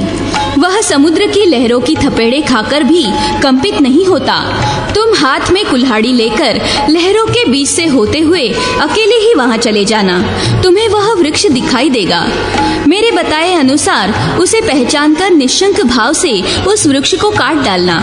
उस ऊंचे वृक्ष को काटते समय तुम्हें वहाँ कोई अद्भुत वस्तु दिखाई देगी। उसी वृक्ष से भली भांति सोच विचार कर तुम दिव्य प्रतिमा का निर्माण करो। मोह में डालने वाली इस चिंता को छोड़ दो। ऐसा कहकर महाभाग श्रीहरि अदृश्य हो गए। यह स्वप्न देखकर राजा को बड़ा विस्मय हुआ। उस रात्रि के बीतने की प्रतीक्षा करते हुए वे भगवान में मन लगाकर उठ बैठे और वैष्णव मंत्र एवं विष्णु सूक्त का जप करने लगे। प्रभात होने पर वे उठे और भगवान का स्मरण करते हुए विधि पूर्वक उन्होंने समुद्र में स्नान किया। फिर पूर्वाह्न कृत्य पूरा करके वे नृपश्रेष्ठ समुद्र के तट पर गए। महाराज इंद्रद्युम्न ने अकेले ही समुद्र की महावेला में प्रवेश किया और उस तेजस्वी महावृक्ष को देखा, जिसकी अंतिम ऊपरी सीमा बहुत बड़ी थी। वह बहुत ऊंचे तक फैला हुआ था। वह पुण्यमय वृक्ष फल से रहित था। स्निग्ध मजीट के समान उसका लाल रंग था। उसका न तो कुछ नाम था और न यही पता था कि वह किस जाति का वृक्ष है। उस वृक्ष को देखकर राजा इंद्रद्युम्न बड़े प्रसन्न हुए। उन्होंने दृढ़ एवं तीक्ष्ण फरसे से उस वृक्ष को काट गिराया। उस समय इंद्रद्युम्न ने जब काष्ठ का भली भांति निरीक्षण किया, तब उन्हें वहाँ एक अद्भुत बात दिखाई दी। विश्वकर्मा और भगवान विष्णु दोनों ब्राह्मण का रूप धारण करके वहाँ आए। दोनों ही उत्तम तेज से प्रज्वलित हो रहे थे। राजा इंद्रद्युम्न ने उनसे पूछा, महाराज, आप यहाँ कौन कार्य करेंगे? इस परम दुर्गम, गहन एवं निर्जन वन में, इस महासागर के तट पर यह अकेला ही महान वृक्ष था। इसको आपने क्यों काट दिया? मोहिनी, उन दोनों की बात सुनकर राजा बहुत प्रसन्न हुए। उन दोनों जगदीश्वरों को देखकर राजा ने पहले तो उन्हें नमस्कार किया और फिर विनीत भाव से नीचे मुंह किए खड़े होकर कहा, विप्रवरों, मेरा विचार है कि मैं अनादि अनंत अमेय तथा देवादिदेव जगदीश्वर की आराधना करने के लिए प्रतिमा बनाऊं। इसके लिए परम पुरुष देवदेव परमात्मा ने स्वप्न में मुझे प्रेरित किया है। राजा इंद्रद्युम्न का यह वचन सुनकर भगवान जगन्नाथ ने प्रसन्नता पूर्वक हंसकर उनसे कहा, महिपाल, बहुत अच्छा, बहुत अच्छा। आपका यह विचार बहुत उत्तम है। यह भयंकर संसार सागर केले के पत्ते की भांति सारहीन है। इसमें दुख की ही अधिकता है। यह काम और क्रोध से भरा हुआ है। इंद्रिय रूपी भंवर और कीचड़ के कारण इसके पार जाना कठिन है। इसे देखकर रोमांच हो आता है। नाना प्रकार के सैकड़ों रोग यहाँ भंवर के समान है तथा यह संसार पानी के बुलबुले के समान क्षणभंगुर है। नृपश्रेष्ठ, इसमें रहते हुए जो आपके मन में विष्णु की आराधना का विचार उत्पन्न हुआ, उसके कारण आप धन्य हैं, संपूर्ण गुणों से अलंकृत है। प्रजा, पर्वत, वन, नगर, पुर तथा ग्रामों सहित एवं 4 वर्णों से सुशोभित यह धरती धन्य है, जहाँ के शक्तिशाली प्रजापालक आप हैं। महाभाग, आइए आइए, इस वृक्ष की सुखद एवं शीतल छाया में हम दोनों के साथ बैठिए और धार्मिक कथा वार्ता द्वारा धर्म का सेवन कीजिए। ये मेरे साथी शिल्पियों में श्रेष्ठ है और प्रतिमा के निर्माण कार्य में आपकी सहायता करने के लिए यहाँ आए हैं। ये मेरे बताए अनुसार प्रतिमा अभी तैयार कर देते हैं। उन ब्राह्मण देव की ऐसी बात सुनकर राजा इंद्रद्युम्न समुद्र का तट छोड़कर उनके पास चले गए और वृक्ष की छाया में बैठे। ब्रह्मपुत्री मोहिनी, तदनंतर ब्राह्मण रूपधारी विश्वात्मा भगवान ने शिल्पियों में सर्वश्रेष्ठ विश्वकर्मा को आज्ञा दी, तुम प्रतिमा बनाओ, उसमें श्री कृष्ण का रूप परम शांत हो, उनके नेत्र कमल दल के समान विशाल होनी चाहिए, वे वक्ष स्थल पर श्री वत्स चिन्ह तथा कौस्तुभमणि और हाथों में शंख चक्र एवं गदा धारण किए हुए हो। दूसरी प्रतिमा का विग्रह गोदुग्ध के समान गौरवर्ण हो, उसमें स्वस्तिक का चिन्ह होना चाहिए, वह अपने हाथ में हल धारण किए हुए हो, वही महाबली भगवान अनंत का स्वरूप है। देवता, दानव, गंधर्व, यक्ष, विद्याधर तथा नागों ने भी उनका अंत नहीं जाना है, इसलिए वे अनंत कहलाते हैं। तीसरी प्रतिमा बलराम जी की बहन सुभद्रा देवी जी की होगी। उनके शरीर का रंग सुवर्ण के समान गौर एवं शोभा से संपन्न होना चाहिए, उनमें समस्त शुभ लक्षणों का समावेश होना आवश्यक है। भगवान का यह कथन सुनकर उत्तम कर्म करने वाले विश्वकर्मा ने तत्काल शुभ लक्षणों से संपन्न प्रतिमाएं तैयार कर दी। पहले उन्होंने बलभद्र जी की मूर्ति बनाई। वे विचित्र कुंडल मंडित, दोनों कानों तथा चक्र एवं हल के चिन्ह से युक्त, हाथों से सुशोभित थे। उनका वर्ण शरद काल के चंद्रमा के समान श्वेत था। नेत्रों में कुछ कुछ लालिमा थी। उनका शरीर विशाल और मस्तक फणाकार होने से विकट जान पड़ता था। वे नील वस्त्र धारण किए बल के अभिमान से उद्दत प्रतीत होते थे। उन्होंने हाथों में महान हल और महान मुसल धारण कर रखा था। उनका स्वरूप दिव्य था।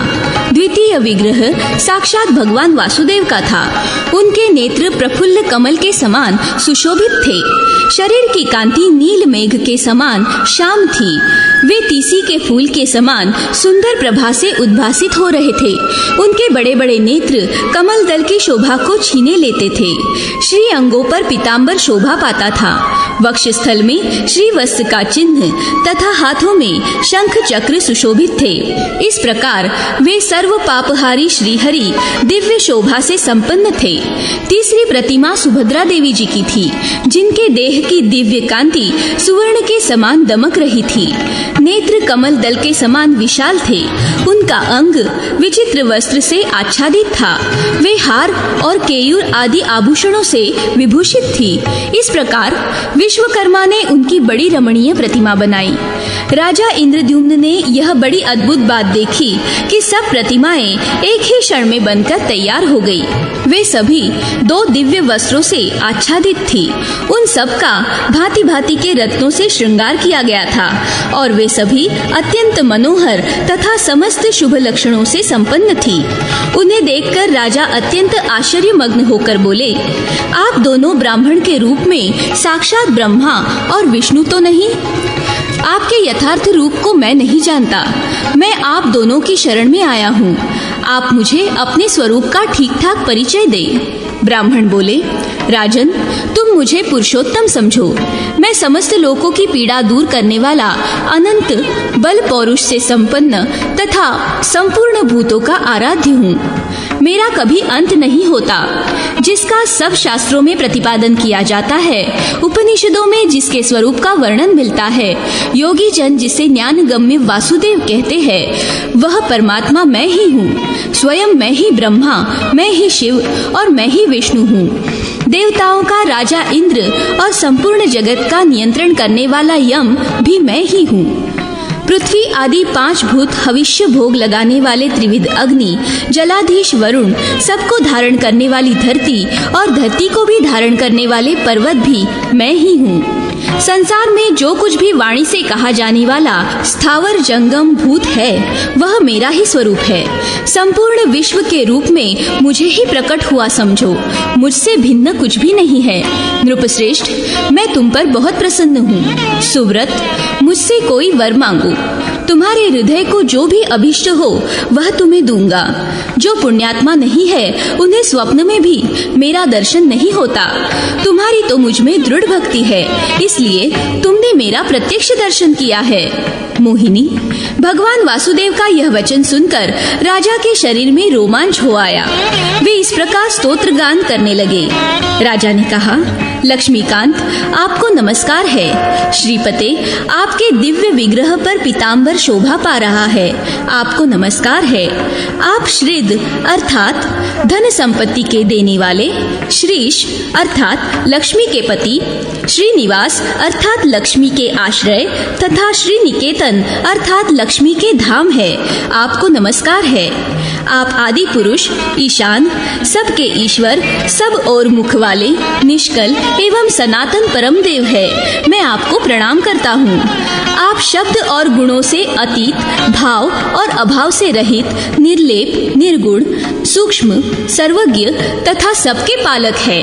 आपके श्री अंगों की कांति नील कमल दल के समान श्याम है।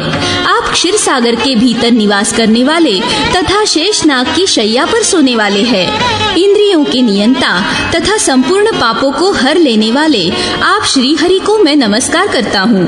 देव देवेश्वर, आप सबको वर देने वाले, सर्वव्यापी, समस्त लोकों के ईश्वर, मोक्ष के कारण तथा अविनाशी विष्णु है, मैं पुनः आपको प्रणाम करता हूँ। इस प्रकार स्तुति करके राजा ने हाथ जोड़कर भगवान को प्रणाम किया और विनीत भाव से धरती पर मस्तक टेक कर कहा, नाथ, यदि आप मुझ पर प्रसन्न है तो मोक्ष मार्ग के ज्ञाता पुरुष जिस निर्गुण, निर्मल एवं शांत परम पद का ध्यान करते हैं, साक्षात्कार करते हैं, उस परम दुर्लभ पद को मैं आपके प्रसाद से प्राप्त करना चाहता हूँ। श्री भगवान बोले, राजन, तुम्हारा कल्याण हो, तुम्हारी कही हुई सब बातें सफल हो, मेरे प्रसाद से तुम्हें अभिलाषित वस्तु की प्राप्ति होगी। नृपश्रेष्ठ, तुम 10,900 वर्षों तक अपने अखंड एवं विशाल साम्राज्य का उपभोग करो।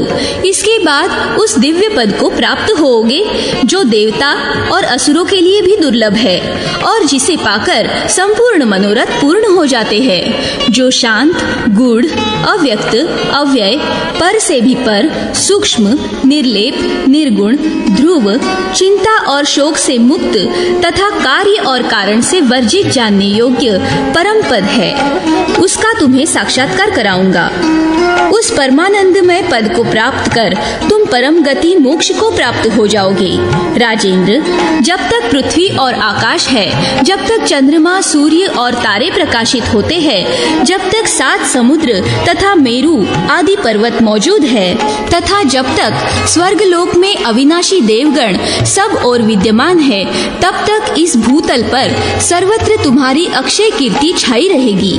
तुम्हारे यज्ञ के घृत से प्रकट हुआ तालाब इंद्रद्युम्न सरोवर के नाम से विख्यात होगा और उसमें एक बार भी स्नान कर लेने पर मनुष्य इंद्रलोक को प्राप्त होगा। सरोवर के दक्षिण भाग में नैऋत्य कोण की ओर जो बरगद का वृक्ष है, उसके समीप केवड़े के वन से आच्छादित एक मंडप है जो नाना प्रकार के वृक्षों से घिरा हुआ है। आषाढ़ मास के शुक्ल पक्ष की पंचमी को मघा नक्षत्र में भक्तजन हमारी इन प्रतिमाओं की सवारी निकालेंगे और इन्हें ले जाकर उक्त मंडप में 7 दिनों तक रखेंगे।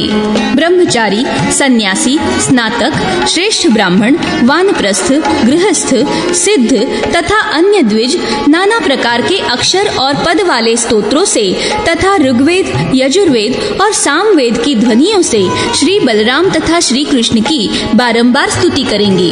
भद्रे, इस प्रकार राजा को वरदान दे और उनके लिए इस लोक में रहने का समय निर्धारित करके भगवान विष्णु विश्वकर्मा के साथ अंतर्धान हो गए। उस समय राजा बड़े प्रसन्न थे, उनके शरीर में रोमांच हो आया था। भगवान के दर्शन से उन्होंने अपने को कृतकृत्य माना। तत्पश्चात श्री कृष्ण, बलराम तथा वरदायिनी सुभद्रा को मणि कांचन जटित विमानाकार रथों में बिठाकर वे बुद्धिमान नरेश अमात्य और पुरोहित के साथ मंगल पाठ, जय जयकार, अनेक प्रकार के वैदिक मंत्रों के उच्चारण और भांति भांति के गाजे बाजे सहित ले आए और उन्हें परम मनोहर पवित्र स्थान में पधराया। फिर शुभ तिथि, शुभ नक्षत्र, शुभ समय और शुभ मुहूर्त में ब्राह्मणों के द्वारा उनकी प्रतिष्ठा कराई। उत्तम प्रासाद अर्थात मंदिर में वेदोक्त विधि से आचार्य की आज्ञा के अनुसार प्रतिष्ठा करा के विश्वकर्मा के द्वारा बनाए हुए उन सब विग्रहों को विधिवत स्थापित किया। प्रतिष्ठा संबंधी सब कार्य पूरा करके राजा ने आचार्य तथा दूसरे ऋत्विजनों को विधि पूर्वक दक्षिणा दे अन्य लोगों को भी धनदान दिया। तत्पश्चात भांति भांति के सुगंधित पुष्पों से तथा सुवर्ण, मणि, मुक्ता और नाना प्रकार के सुंदर वस्त्रों से भगवत विग्रहों की विधि पूर्वक पूजा करके ब्राह्मणों को ग्राम, नगर तथा राज्य आदि दान किया। फिर कृतकृत्य होकर समस्त परिग्रहों का त्याग कर दिया और वे भगवान विष्णु के परम धाम परम पद को प्राप्त हो गए।